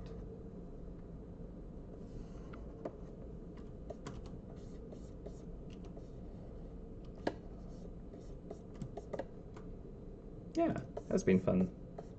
Thank you all for hanging out and chatting. Always enjoy your company. And I'm pretty sure that next week will be Dave, but I shall see you when I see you next. I'm actually I will give it a save. I think I'm good to wrap up here for now, actually, because I really just need to go on that walk and get fresh air. And Wash probably wants to go on a walk too. But I'll put up the time lapse, and we can end it here. But yeah, so just a little taste of some future characters to come. In the future weeks, obviously, we'll give more details about what this is all about. But I'm pretty excited for the new area. Got a lot of like stuff going on with it. It's well into development already. It's been coming together pretty fast, which is exciting. A lot of fun characters. Yeah, so have a good weekend, everybody. I'll head out as soon as this is done time elapsing. Got another like 4 minutes, I guess, to it. But yeah, I hope you're all doing well. And how have the events and all that been for you? I know we're not done event season yet. Still got more to go.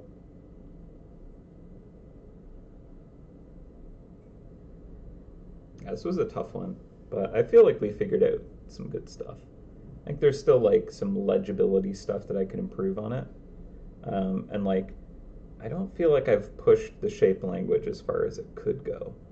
Like, I kind of like looking at that collar, I kind of want to like lift it off the head a little more to kind of create more of this like shaped gap. But like, look at this character, it's so fun. Good times. Biggest hair. Like, maybe that kind of, the mullet drift needs to be even bigger. Yeah. And the scepter spin and stuff, like, it'll be interesting to kind of like capture those movements. I actually, maybe I'll even try doing like a little bit of motion blur and stuff. That could be interesting to kind of include, maybe. Who knows? Yeah, like creating this movement and flow of the character is quite a good challenge. Like, I feel like honestly we could have spent all day just sketching different ideas, and maybe we would have come up with something even better. But I'm pretty happy with this character. I think it's fun.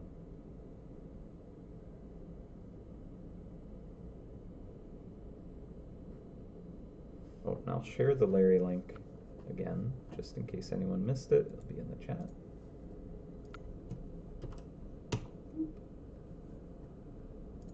Yeah, here we are figuring out the actual character.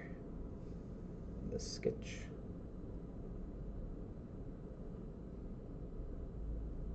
Just seeing if there's any design elements that feel like it's working better in the sketch than it is on the character. Kind of like how like really shaped that the edge of the jacket is, and maybe I need to kind of like give it a cleaner look, make that edge of it read better. I think with rendering, all the trim will kind of have like this nice metallic sheen on it anyways, so that will help it.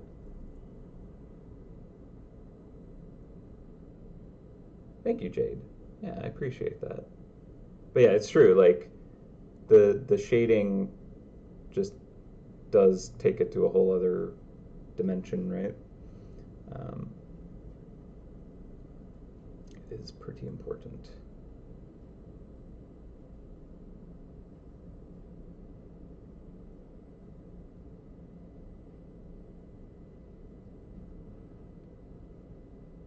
Yeah. So it's not the most readable right now.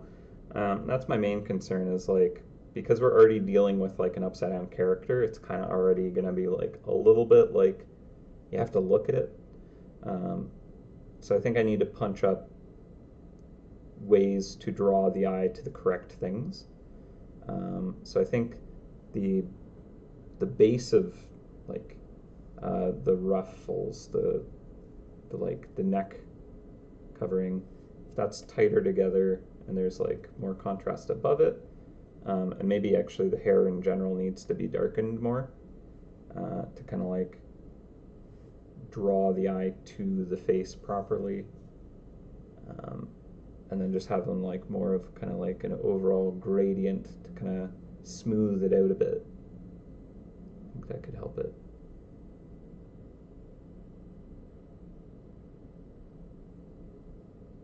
Oh yeah, a little dirty from the floor. Yeah, I like that.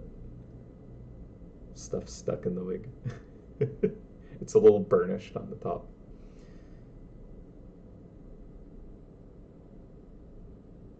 I'm like, should there be a piece of cardboard down? Or maybe it's planks of wood or something. I don't know. What would they use? All right. Well, that was fun. But I'm going to sign off because I need to go breathe good air for a little bit. But thank you all very much for hanging out with me. I always appreciate your company and input, and had a good time with you all. So I shall catch you all later, but I hope you all take care of yourselves, you take care of each other, and until next time. Okay? Bye!